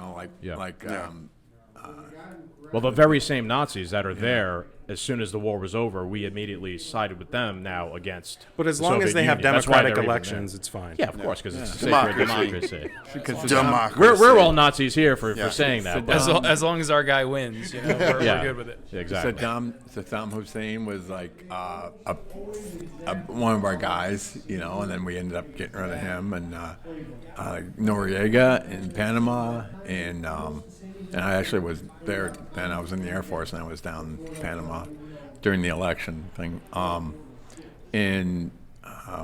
What's his name? From Afghanistan, the World Trade Center. Oh, Osama bin Laden. Yes, freedom fighter. Right, we Yeah. funded Freedom fighter. funded Al Qaeda against the Soviet Yeah. Union, right, Yeah. in the '80s. With their guerrilla warfare, and then they ended up attacking us And- fighting and us because of our shitty policy. Americans don't have I'm telling you, memory- we'll be fighting the Americans- Azov yeah. Battalion in 20 years, or maybe Oh, yeah. even less. Well, but it doesn't take us more than a month or two to forget what's happening. Yeah. To get A the week, new a day. thing. Yeah. Yeah. It's like big news yesterday is that didn't happen. So Yeah. So one thing that's kind of interesting, bringing up like the fighting the Mujahideen, right, against like arming them to fight the Russians in 1979, right? You know what's kind of crazy is that's like in a mainstream documentary on Netflix. Yeah. And when I watched that, I'm forgetting. I'm sorry. I forget. Well, what you were talking about before, Winter on Fire? No, this is not okay, that. okay, This is okay. another documentary that was done. It was a series on. It came out around the 20-year, the anniversary, and it was. I was like watching. I'm ready for just like straight, like just propaganda. Yeah. I And know they- exactly what you And mean. they yeah. opened with the Carter Doctrine, 1979. Here's what was going on. We were arming the Mujahideen against Russia, and it was like, holy shit. They just I can't believe admitted this that. isn't a mainstream. Yeah. They're Netflix telling us doc. the truth? So maybe it's a white pill kind of moment, but I'm like, are you guys seeing where there are these things that maybe we were all called like crazy for thinking about?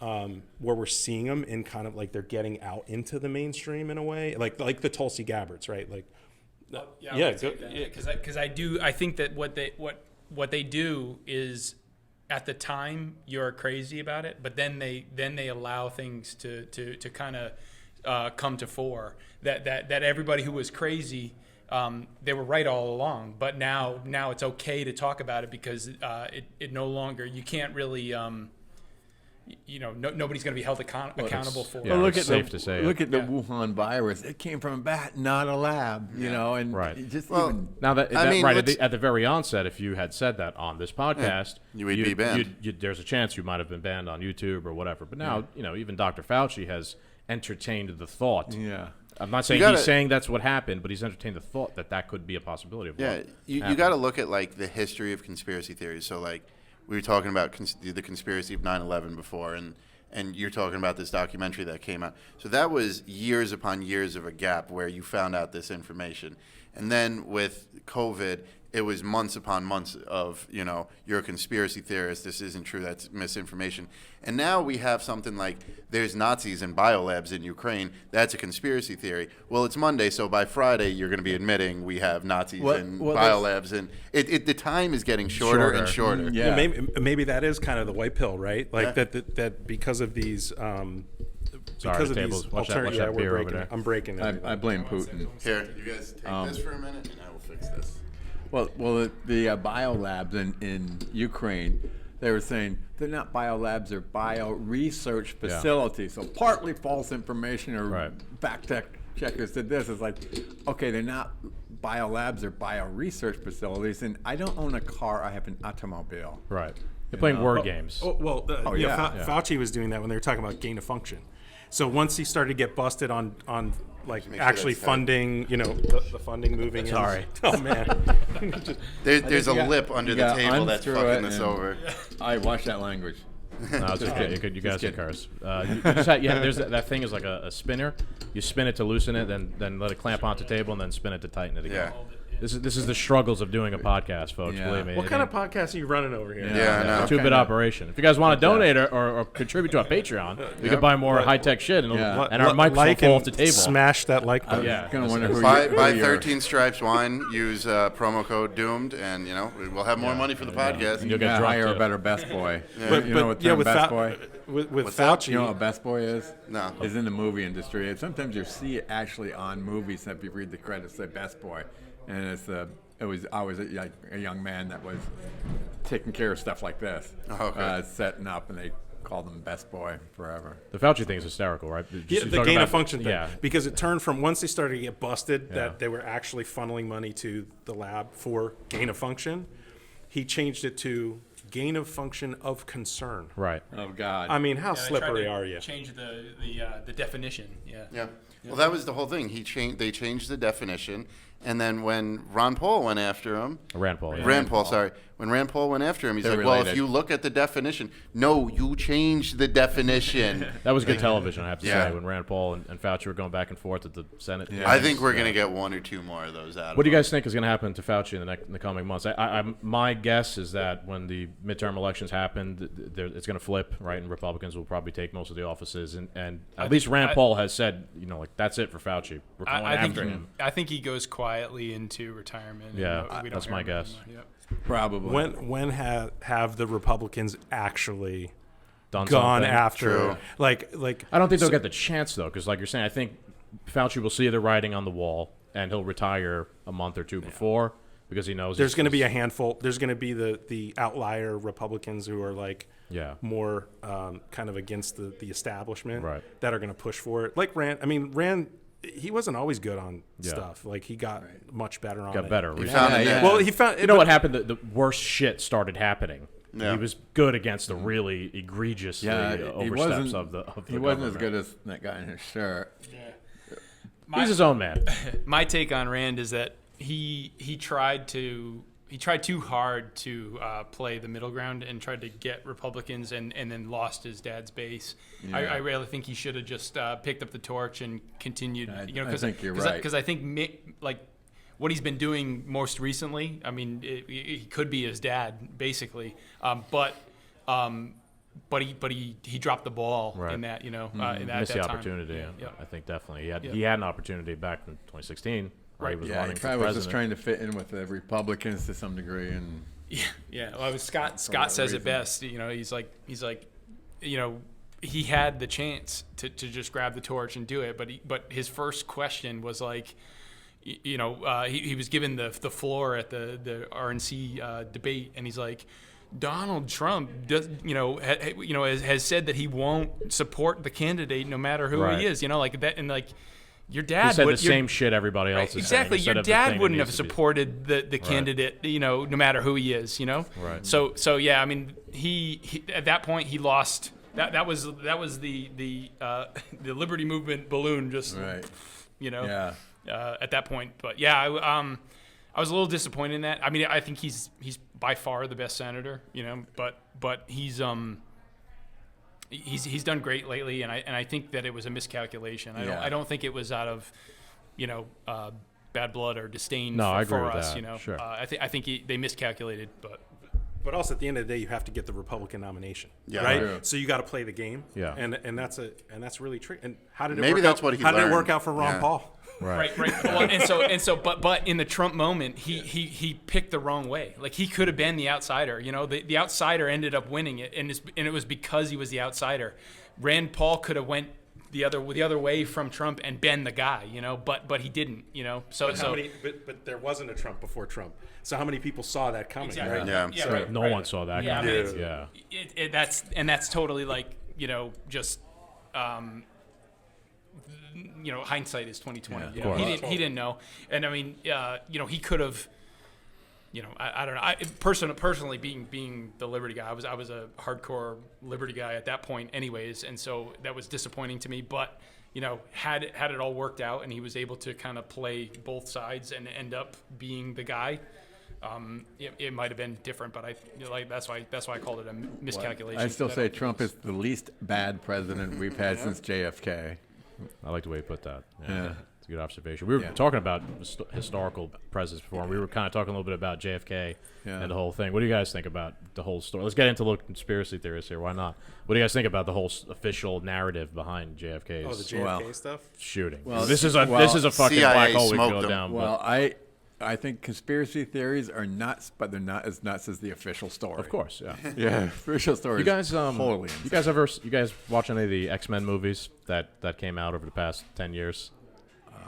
I think I saw maybe the original one. There was one, I think it was X-Men Days of Future Past, and they were going back and forth in time and whatnot, and they were kind of around the time where JFK got assassinated, and they made a comment about JFK getting assassinated and how the bullet went these odd ways, and they alluded to it was Magneto, who was working for the government at the time, had something to do with it. Magneto can control any metal object, so does it make sense that a magic bullet twists and turns as soon as it hits somebody? No, but you have a Magneto around who can move a bullet and kill multiple people with it. It makes a lot of sense. All right, you convinced me. Yeah, so it might have been Magneto, it might have been behind the whole thing. But I mean, literally, it makes more sense for Magneto to have done it than the official narrative. Like, it made more sense in the X-Men universe than the real universe. So I'm older than some of you guys.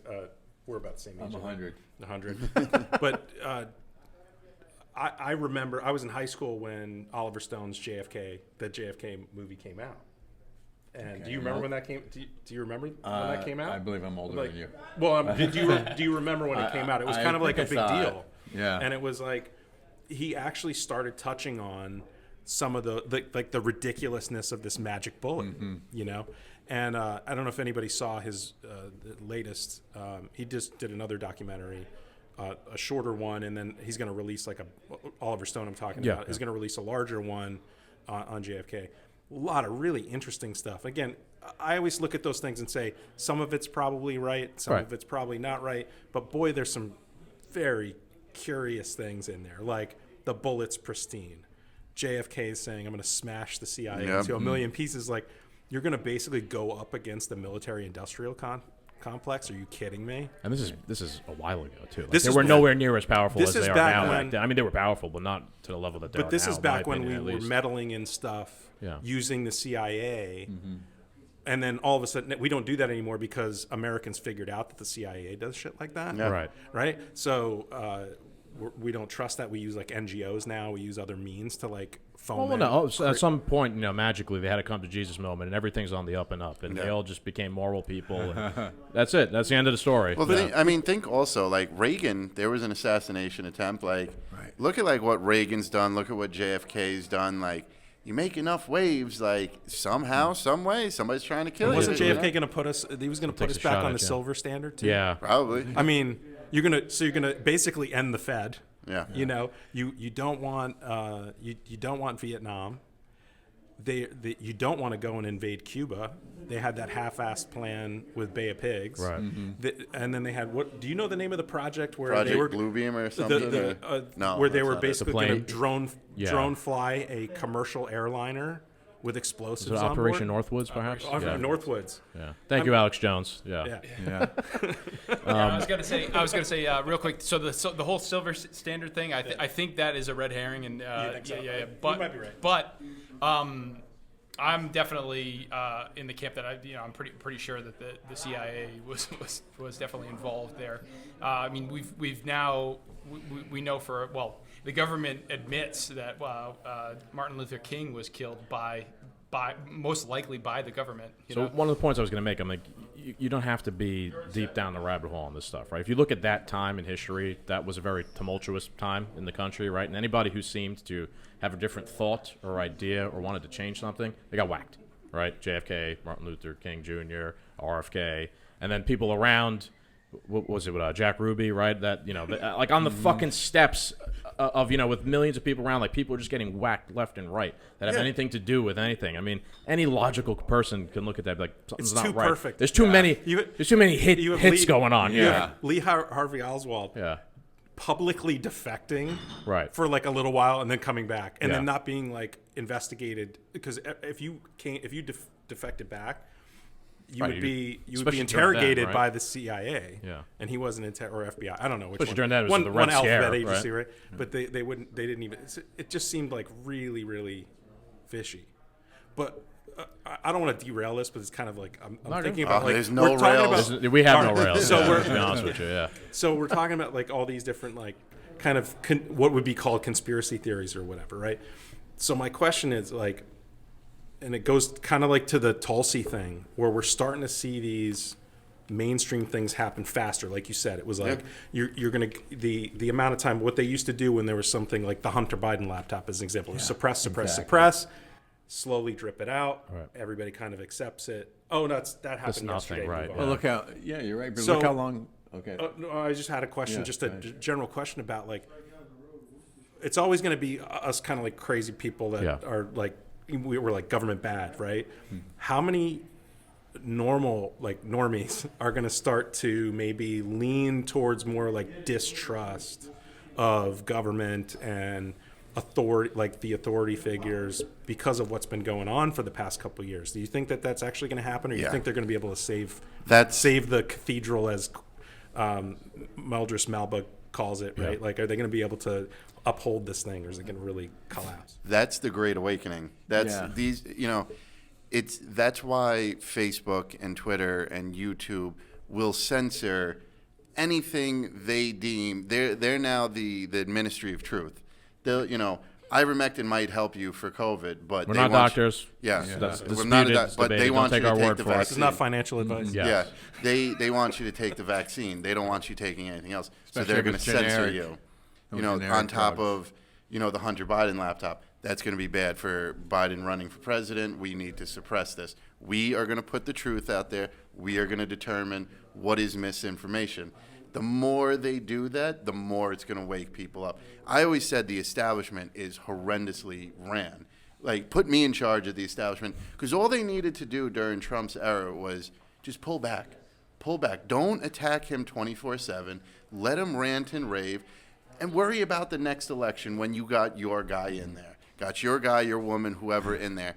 But they just shoved it down everyone's throat for so long and made it so blatant that the people, like the normies, were like, wait a minute now, like this has to be a joke. Like, we can't trust you guys anymore. Well, then they get Biden. Yeah. I almost said Bob Barr, but Biden. what's her name for vice president? Kamala, yeah. Kamala Harris, yeah. And I mean, I kind of thought he was going to pick her because they're both terrible people, you know. Yeah. You know, because like he regrets his choice now. He Kamala picked Harris. he is such bad at making he's so bad at making decisions. He picked the only person more unpopular than him. Yeah. And maybe that was a lot of times they do that like as insurance. Design, Yeah, You know? and that's the other thing with the establishment. They wanted a woman of color to be VP, so he could be the Mr. Progressive and stuff. Right. They grossly underestimated how unpopular she was going to be. They knew his days were numbered, so we'll get her in. She'll be Hillary Clinton 2.0. She's completely compromised. She's our girl. Yeah, exactly. And now they can't do that. I mean, honestly, they both, in my opinion, they have the same policies. Like black people should be slaves. If you can't make them pick cotton, make them stamp license plates in prison with the Make them crime fight bill. fires in California. Make them fight fires, you know. And I always say the Democrats have the same policies now as they had in the 1800s, you know. And that's, to me, that's I agree with you 100%. Yeah. Yeah, and I figure, well, she's just as horrible as him. He probably will pick her because they're both extremely horrible. They would never pick Tulsi because she won't toe the character. line. Yeah. No, she even Tulsi said she had Republicans, Libertarians, all kinds of people at her rallies because they wanted to hear what she was going on about. Yeah. And she would have fit so many for those that are into the whole check boxes. Yeah. She would have checked And many needs boxes. to check those boxes, yeah. Right, so it almost didn't make sense against play their identity own. politics. She would have been a perfect anti-Trump. Right. But she I wasn't agree. pro Bilderberg Right. or anything like that. They're not interested in running an actual good person. Right. Well, look at how vigorously they opposed her. Yeah, you they know, said like that she her was a own Russian side. asset. Well, her own side. Well, they do that to everyone. Anyone who's challenging the group. I mean, they've gotten taken down, like Howard Dean with that scream that they altered the sound on. But he wasn't pro-war, and he was leading in the thing. They took him out. The media took him out because, you know, with that scream that they altered the sound. They cut out the crowd noise to make it sound ridiculous. And then they're like, well, he can't be president without even a poll. Right.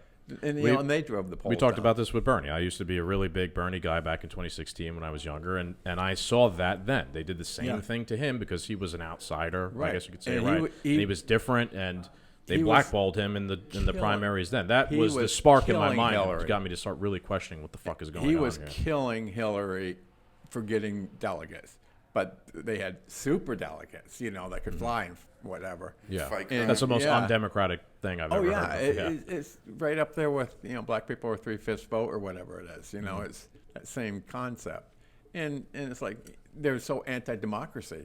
Well, even though they're always saying the Republicans are anti-democracy because they want you, you know, be able to have an ID card and not be buried or whatever to vote. Iron law of woke projection. So, the point I wanted to make to you guys, being the three of you libertarians, and you were saying before about how, like, are more people being white-pilled or just, you know, awakened, right? I think that, yes, definitely, right? And Trump has something to do with it, and a lot of MAGA people have started, you know, now they, like, see there's a lot of crazy shit going on because of the way they treated Trump. So at the moment, this is the way I see things. MAGA and conservatives are somewhat now critical thinkers. It's our job as libertarians to be like, okay, now that we've got your attention, here is a good idea. Here is a good idea. Here is some background. Here is some information.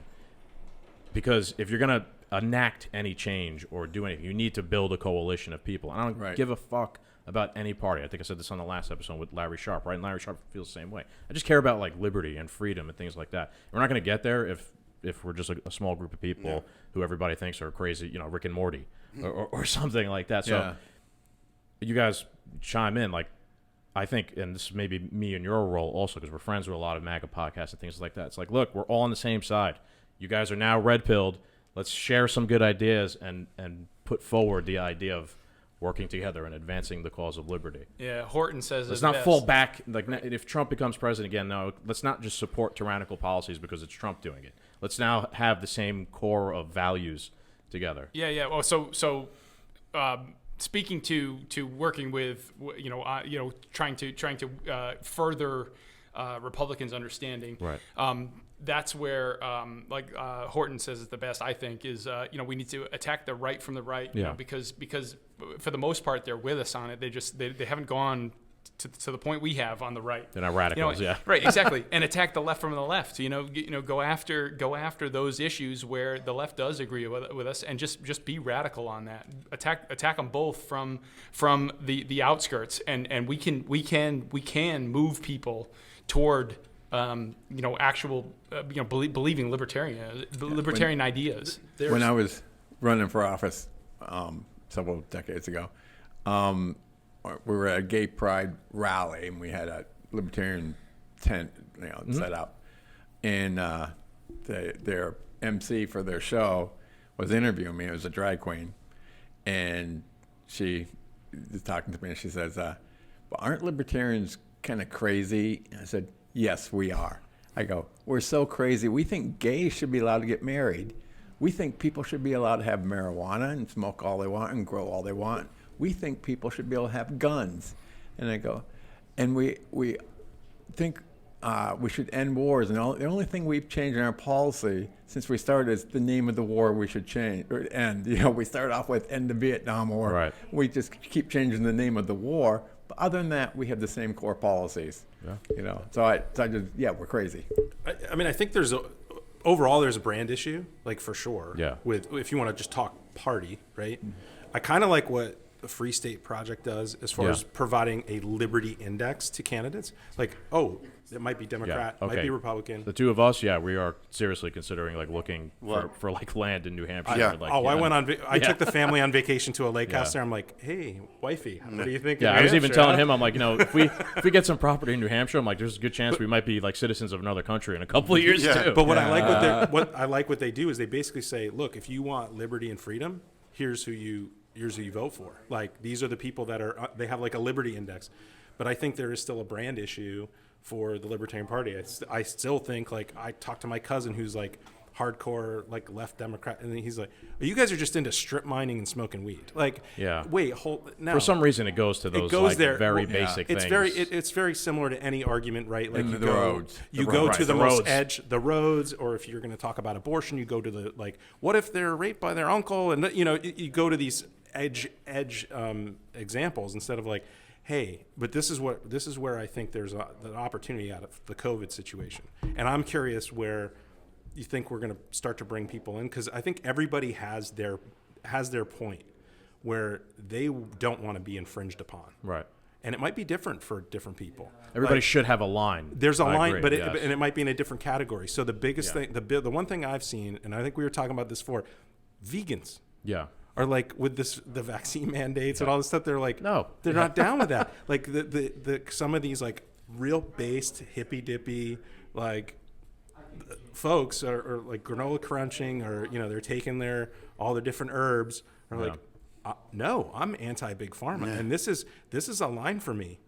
And I how do we communicate with those people to say look, there's a place in the Libertarian Party for you. Right. We're not nuts. Yeah. We also don't have to agree on every single issue. We could, I think Lance has said this before, you could have single issue coalitions. You might be a communist, but you love guns. Well, I'm a free market capitalist, and I also love guns. Let's not talk about economics. Let's just talk about guns, right? And we could agree on that. Or you might be just for raw milk. Right. Some people, seriously, it gets to that point, but I really do think that's one good thing out of the vaccine stuff, the vaccine mandates.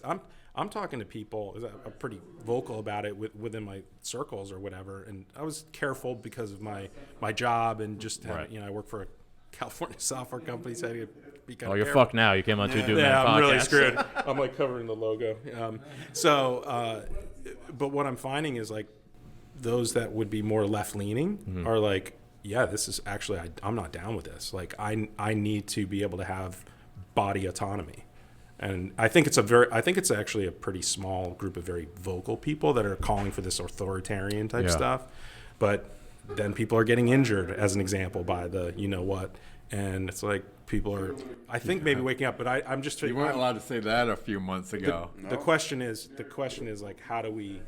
Is it just you start to create these single single issue Maybe. coalitions, maybe. I don't know. Yeah, I don't know. I don't have the magic Then there's a answer coalition either. for everything, and then it just gets mucked. Nick's got the answer. Yeah, well, I hope so. That's what we're here for, right? We said at the beginning of this, we're going to solve Fix all the world's, everything. all the Right, world's what- problems today. what he just mentioned in New Hampshire there, and he didn't mention it by name, is the New Hampshire Liberty Alliance. And what they do is every week or whatever, they actually provide the people in the House there with the way that they think that they should vote on certain bills by reading all the bills, and they come up with what they should, the way that they should vote if they were liberty people.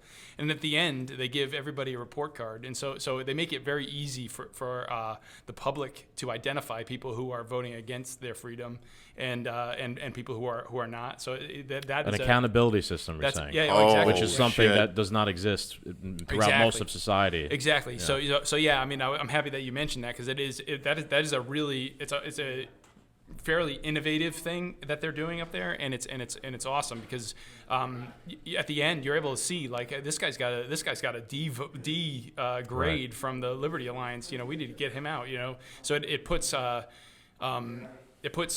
libertarians have. Well, they've already got like a veto in the House, I think, there now, and yes, it's putting them in control, because now people, they're affecting people's votes because they know that they're going to be graded, you know, and they're now, you know, even if they're not principal libertarians, they know that they got to sort of at least toe the liberty line, you know, or they're going to get reprimanded, you know. And look, and hey, if you don't like it, you could fucking leave, right? You know what I mean? Like that's that's the way they treat you. That's the way you treat us. Like, you know, if you don't like it, you could leave New York City, because if you don't want to live under our tyranny. So yeah, same thing. You could either live under our freedom, or you could fucking leave and go live under Kim Jong-un if you so choose to guise do of so. freedom.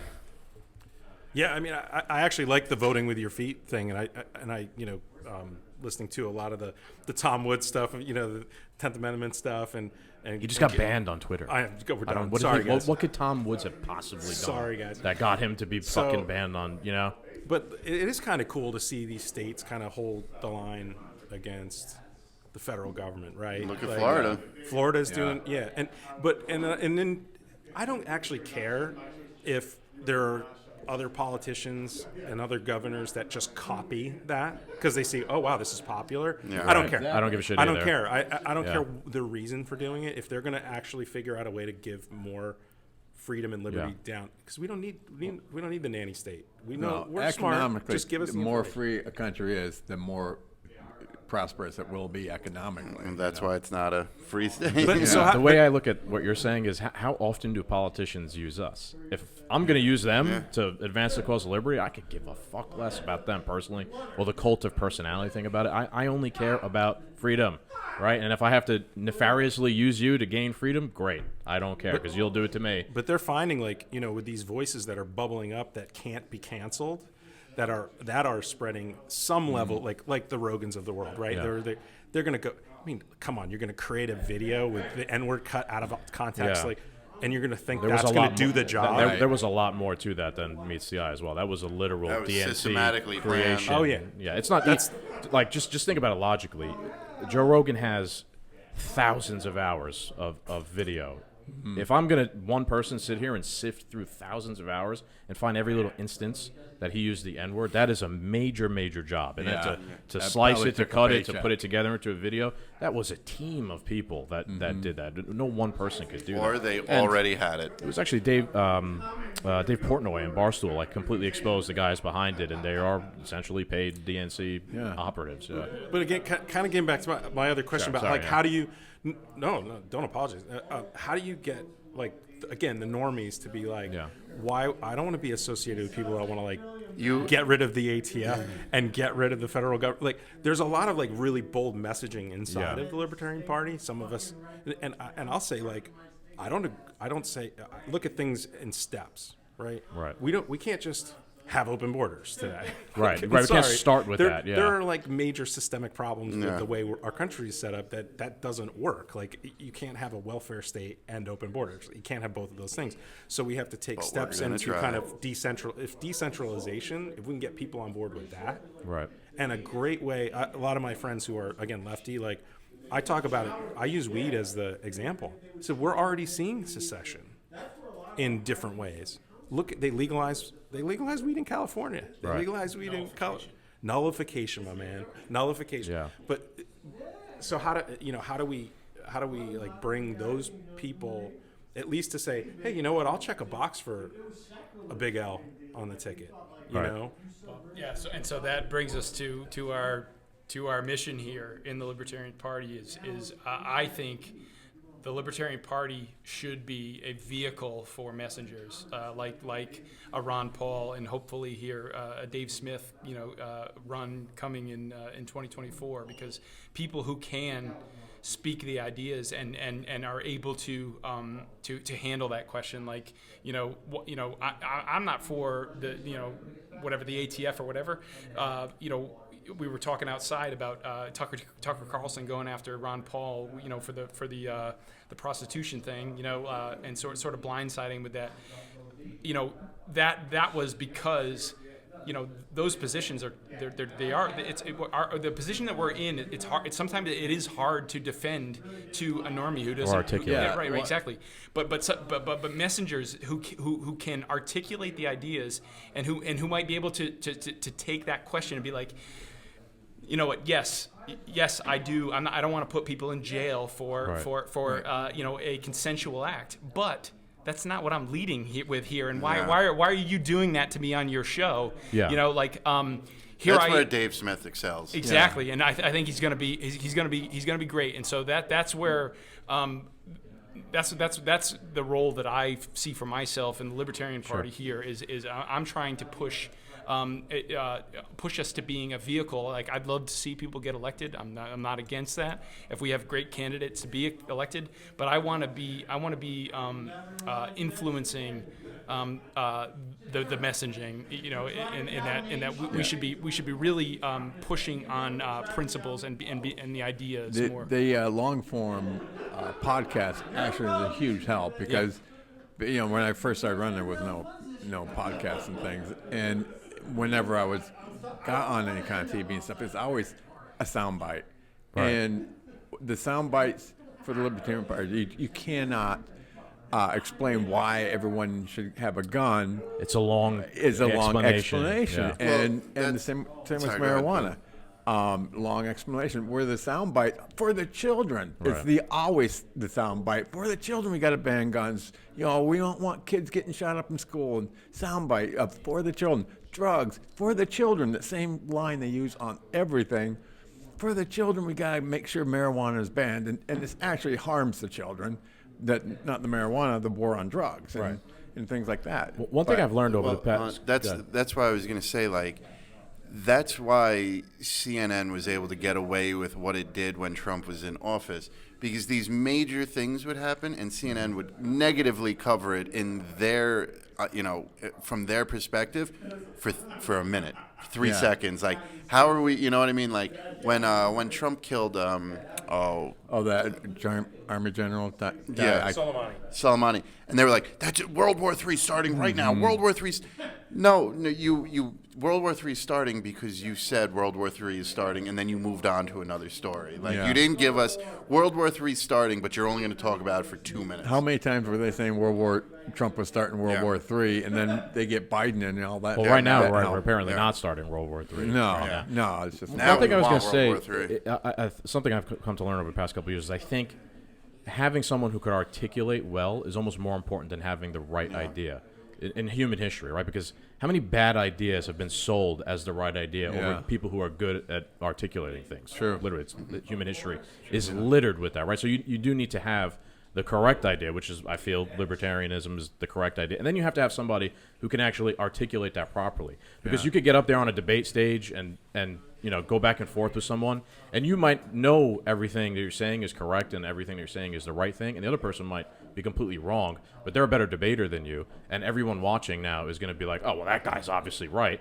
Not the other guy because he doesn't know what the fuck he's talking about. But it's like you need to have both in order to be successful. Facts don't win arguments, emotions do. Exactly. And we're an emotional country. Yeah. Quick wit. Well, I'll tell you, it really helps the too. part of your brain that controls emotion develops much quicker than the part that does logic. And it seems to be really stunted with a lot of people because emotion, you got emotion as a child, but logic, the part of the brain that does the logic. Your brain's still maturing up until you're 25 years old. The 2020 election was based on emotion. Everybody went out and emotionally voted. Trump was good for the country, but wasn't good for your mental health. Biden was good for your mental health and not good for the country. And they're like, I don't want mean tweets. Yeah, but Trump was fighting the media. The media was a 24-hour assault. Yeah, it was war. It was, a war started. And it was like all Joe Biden. He's going to be a good president, and Trump, orange man, bad. And no matter what Trump did, when he passed a law making it a federal crime to abuse animals, they didn't talk about that. Yeah. You know, even the animal lovers, got to get Biden, you know. It's pretty crazy just the state of the media, because especially the past couple of years, like their ratings have gone down tremendously, and people will always be like, oh, you know, like they're losing their influence. They're really not, though. They still kind of set narratives, and then. Well, that's because I said this. I don't know if it was in private conversation or on a past episode. The way like the American lifestyle has become. It used to be dad goes to work and that one job, whatever he was doing, was enough to put 2 kids through school, have a house in the suburbs, a car, and all this stuff. Mom was home, blah, blah, blah. But you didn't have the information you had back then. So you had to watch the news. Now you look at it, mom and dad work. The second they're out of work, they got to take little Timmy to soccer, little Susie to dance practice. Then they got to run home and cook. Who's doing the shopping? They know the media is lying to them, but they only have 5 minutes before to put little Susie to bed before they have to go to bed, to get up at 6 a.m., to get the kids ready to go to school so they could get to work on time.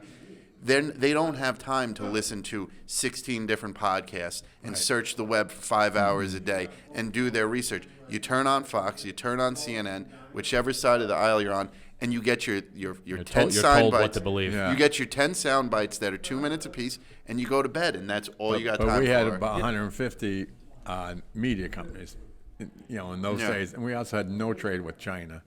You know, True, so things were made here. You know, I don't know that those individuals are the real issue with spreading like the bad messaging or the anti-liberty messaging. I think it's actually I don't know if Tom Woods coined this, or I know Michael Mouse has talked about it. It's the midwits, right? It's these actually really like fairly intelligent people that are smart enough they are watching the news.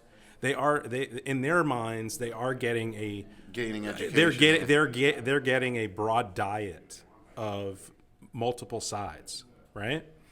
And they're able to repeat the details quite eloquently, but they are repeating.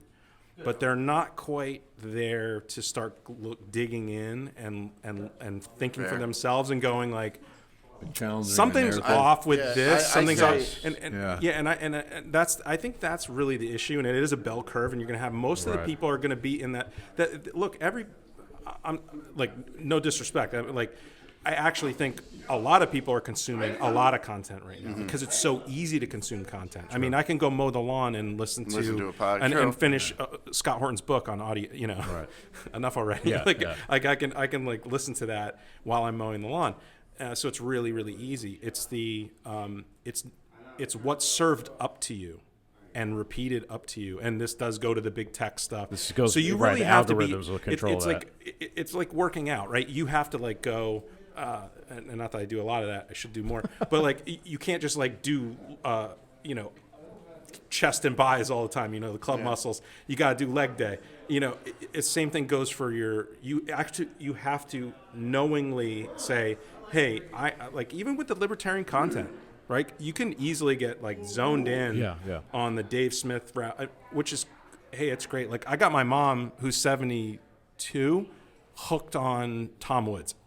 She's texting me, did you hear the Lou Rockwell Tom Woods episode? I'm like, what is happening? Okay.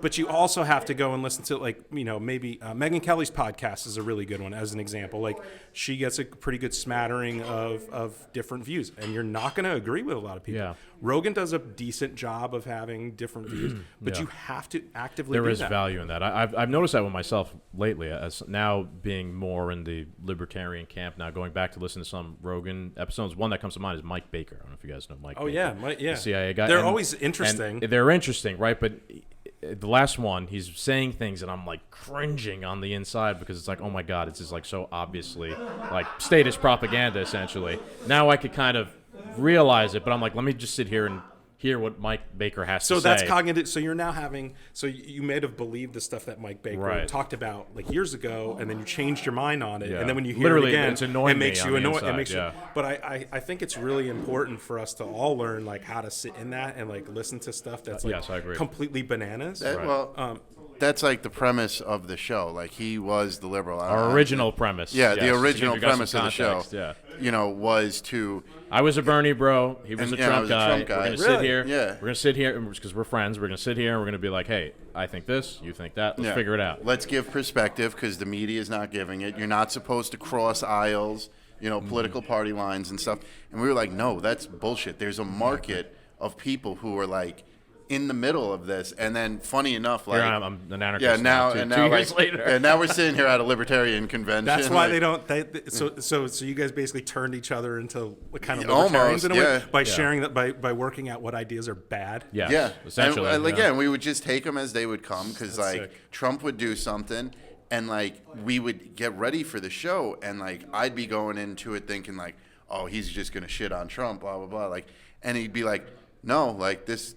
He's right. Like this was a good idea. The media is just doing. Well, we both came at it honestly. Yeah. Right. I was like, all right, if you're gonna sit here and like debate me on something, okay, I'm gonna like look into it. I'm not gonna just be like, oh, you know, this is bad because Orange Man bad. No. I voted blue, so it's the wrong thing to do. Like, you know, just. Which is what a lot of people do, though. Yeah. It's tribal. Yeah, and trying to talk to some of these people with logic and stuff, they just won't. I get, you know, I know they end up being a lot of bots online, but I've gotten into some heated debates and stuff with people, and I'm just like, please, just explain it to me. Like, well, I could see you're a white supremacist. No, I'm not. I'm not though. Just tell me your perspective. I don't need to do like, stop fighting with me. Like, just explain to me so I can understand where you're coming from. And they never can. Like, you can't even let them use their own logic to explain what's going on in the situation. I get in these arguments too, and I get called the Trump bot. And so that explains my Joe Jurgensen and my Gary Johnson bumper stickers on my truck. You know? Yeah, there are a lot of bots out there. And then there's a lot of people who are essentially bots that are just NPCs. So it's one thing I know you mess around on Twitter too. I've come to learn. I'm very good at picking out who's not an actual real person now, and you can't even interact with those accounts or talk to them because they're not there. They're bad faith actors. They're not there. Even if you're not an avid user of Twitter, and it's really hard to get a lot of followers now. Anyway, I'm a little more active now. I kind of like moved away from using it for any kind of work stuff, and just have a little bit more fun and maybe put out some like, you know, the CT Democrats are putting out something about like Stefanowski, you know, having like all white males on the thing and making this big deal about it. And I'm going to say like, well, that's like Martin Luther King would be so proud of your virtue and, you know, I think I saw you post that. Yeah, you probably did. But like the thing is like, I get their point. Yeah, that does like maybe they should look at that, but that shouldn't be the thing. We're making too much of that kind of stuff. So, you know, maybe this, right? Like, so first of all, with social media, you got to basically you got to know who to engage with and not. Right. Like, that goes for my Facebook friends. And quite frankly, a lot of my Facebook friends know not to engage with me because they know they know I'm like based in certain stuff. So they're just like, they can't hold the point? They won't challenge you. I do have some friends. I do have some friends that will message me on the side and be like, and they start off with, I don't want to start a thing, but. You know, I don't want to make it because they know I'm going to just be like, it's I don't want to start a big thing, but I'm going to start a big thing. In terms of Facebook, I've learned that it will figure out that you have that sort of back and forth with your friends, and it will start highlighting that friend and showing it to you to piss you off. Me and one of my buddies, John, noticed this. John's more of lefty. I'm more of now anarchist, and we were sometimes getting into arguments on Facebook about Bristol friends. Right, but then we noticed I was getting notifications. Hey, John posted this. John was getting a notification. Hey, Mike posted this. And we're like, what the fuck is going on? It knows we argue, and it's pointing our guns at each other. And then we had a conversation aside, like, we're not participating anymore because this is like manipulating us into arguing with each other when there's no need to argue. Yeah, on the Patriot Podcast Network's Facebook page, whenever the owner highlights or promotes something, right? hysterical. Yeah. Hundreds of comments of just, oh, patriots, you must be all just Trump bots, blah, blah, blah. Just, oh, fascists, blah, blah. There's 2 women on the network. She's So Right Yeah, podcast. She's So Right. And now, like, the left is all about the Me Too movement and equality for women. Look at these dumb bimbos, blah, blah, blah. Like, just trashing these women. Very progressive. Hundreds of comments. And not one person. And the word patriot triggers a lot of people. Hundreds of people. Yeah, bizarre. No one listens to a single show. No one's downloaded the channel. Nothing. They are just attacking based on the algorithm and the name. Yeah, I mean, even on Twitter, all I see is pretty much anarchy now. It knows what to serve up, and it's like I do. That's why I'll follow, like, I follow Lamont. I try to follow these other. Just what are they talking about? What are they saying? And I don't have to chime in on everything. Look, we're gonna have a heart attack. You're gonna blow a fuse if you get mad at all that stuff. Yeah, and I can find myself spending a little bit too much time arguing with someone. And it's like I got. It becomes a time sink too, right? Yeah. It's like sometimes there is value, right? If it's a real person, and maybe there is some value to having an actual conversation with someone. I have had some like actual productive conversations with like anarcho-communists sometimes, but sometimes there is something to be gained. But then you need to be able to realize that a lot of this shit is fake. A lot of the accounts are not real, and then some people there is nothing to be had from the conversation. Yeah. They're in the pod, in the matrix, and there's nothing you can say to them. They own nothing, and they're happy about honestly, it. Yeah. I'm now at the point where, like, block. There's no point to even... Definitely on Twitter. I think that's more of a case. On Facebook, I think, like, a lot of times you need to argue...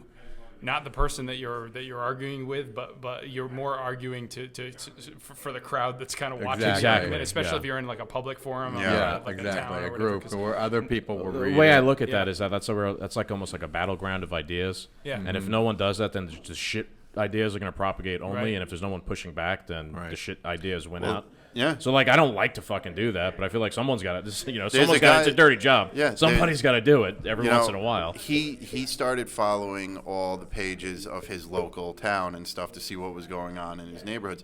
So I started doing that, and like it was really good for a while. And then one of these Yonkers guys like is still like on the Orange Man bad train, and every time he posts something with like no information, like, oh, they got Trump on new indictments, like, oh, they're gonna, and we're like, the 7 hours of phone calls that are missing. We're like, and everybody's like, this has nothing to do with Yonkers. Like, stop doing this. Like, first off, you don't know that for sure. Second off, you have no evidence that this is actually happening. And third, it's not about Yonkers. We're all following you to learn about our local neighborhood and what's going on. And he gets abused continuously. And every week he'll post something about Trump, and like it's to the point people are like, "How are you still not getting it?" You live in Yonkers? He's getting attention for it, right? So it's even the negative attention. You live in Yonkers? Yeah. I think that's where Kimber guns are made. Yes, I just bought one, and it says Kimber, it says Yonkers, New York on the side. Because I have a little thing about Connecticut. I claim to be the gun manufacturing capital of the world and the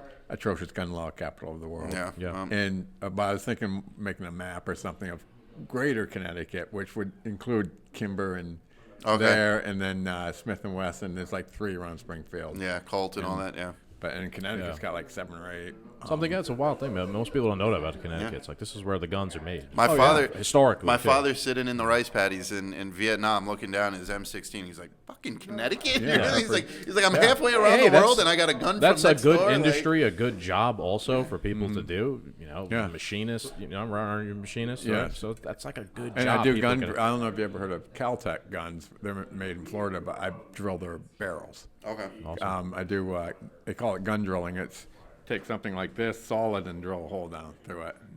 And that's a good skill to have. Look at all the constitutional carry states. We're up I think we're up to 25 now. Sorry, David Hogg. There's nothing you can do about it. And in Georgia, I think Georgia is going to be either 24 or 25, and they're drawing up it in Florida because Ron DeSantis has said, he's like, people keep asking him, like, are you going to make Florida constitutional carry? And he's like, put it on my desk, and I'll sign it. A state like Florida was already friendly to carry anyway from other states. Yeah, I have a friend down there that builds ARs for people, so Nice. they're very friendly. Yeah. Where does he work? That's a great thing. No, he man. just out of his house. Oh, he just, okay. he, No, he puts the parts Florida, together. you know the news articles, Florida man, blah blah blah.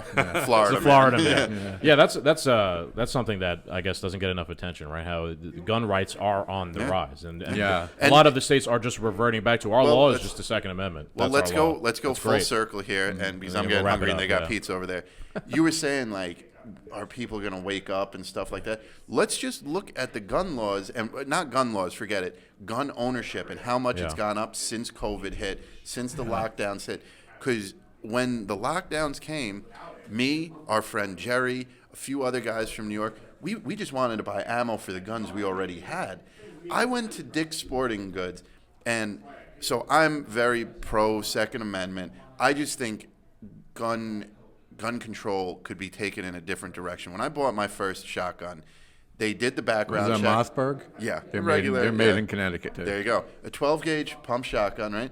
And they did my background check. I cleared. I paid. And they're like, here's your boomstick, sir. Go out into the parking lot and have a ball. And I got home, and I'm like, I have a machine of destruction. And not one person asked me, do you know how to use it? Do you know how to clean it? Do you know anything about it? No, you just cleared me on a background check, and I got it. I went to Dick's to go buy more ammo for the guns I already have. There was not a gun or single round left in the store. So what does that mean? Regular Joe Bob, who just woke up the other day and realized he needs a gun, went out and went to Dick's and went, oh, that one. Sir, that one's used for hunting ducks. I don't care. I need that one. You're not arming yourself with anything that's going to help you fight off the waves of COVID zombies coming. But gun ownership has skyrocketed through COVID. More people are getting the licenses. More people are buying whatever they can. People are waking up. They're starting to realize, like, oh, the government was here to protect us, but I don't think they can anymore. They have our best interest anymore. And you have some really, really great gun rights activists that are doing it in a very reasonable way, like Maj Touré and Black Guns Matter. I mean, dude, we that's gotta get that guy on. Interesting person. What he's doing to say, hey, look, we're not being protected by police in our cities, in Philly specifically. And they are not under any obligation to do that. That's been challenged in court. And so doing that outreach to help people understand, this is about protecting yourself. And yes, guns are dangerous and all that stuff. And you could make the argument. You go well, shouldn't have you gone through some sort of class before you went into Dick's and bought your boomstick? But the thing is, I know you don't have to. I don't. No, that's I'm saying a personal you could opinion make an of mine. argument, but okay, now you get government involved in that, Right, no, right? Yes, you should, right? Just like we don't have to advocate that someone does heroin, right? I don't support mandatory education, but I would always support, say, gun education in schools and things. Voluntary education. Yes, if you're going to buy a gun, you should know how to use it. rules that it's gun safety rules that, if followed, almost every gun accident, one of the 4 rules were broken. And it's only 4, Most of the time, it's still loaded, right? And you're Yeah, going to clean it or something. and they got their clear finger it. on the trigger and all that. Yeah. Well, you were just mentioning the people who are fighting it in a very reasonable way. I also like the people who are fighting it in an unreasonable way, like the Cody Wilson and the Defense Distributed and the Ghost Gun stuff. I mean, that's like. I think that's reasonable. Oh well, that's completely needed. nullifying the laws because at that point, they're not going to have any control at all. And, I'm all for that too. Yeah, I'm way for it. It's like, So we good here? Yeah. All right, let's wrap guys. it up. Pizza time. You guys had a good time? Yeah. Had a good time? And if you do have Maz on, I'd like to come with him because he's one of the few people that make the same gun argument as me, slightly different. But long before I ever heard of him, I was always saying gun control means rich people have guns and poor people don't. Yeah, literally. This is gun control right here. Yeah. Yeah, so I was happy when I found out about him. He's making my argument because I think most people make the wrong argument. Yeah. Which is like we said before, you need to be able to articulate the correct position, not just I think have the correct position. And I don't care for the NRA because they're not pro-gun enough for me. But I bitched out someone from the NRA one time. Yeah, and I wish it bitch slapped him. All right, Will Smith. Yeah.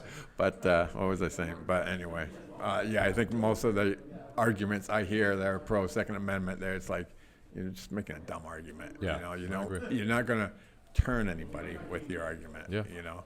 All right, guys. Thanks for coming to talk with us. Hey, It was thanks fun. for having us, Yeah. especially me. I don't care about this guy.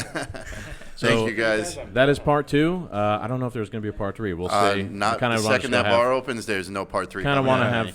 have fun, but we'll see. If Scott Horton says, "Hey guys, you want to record with me?" I'm not going to say no. Let him so- rip. Yeah, Let yeah. him rip. So we'll see. All right, bye everybody.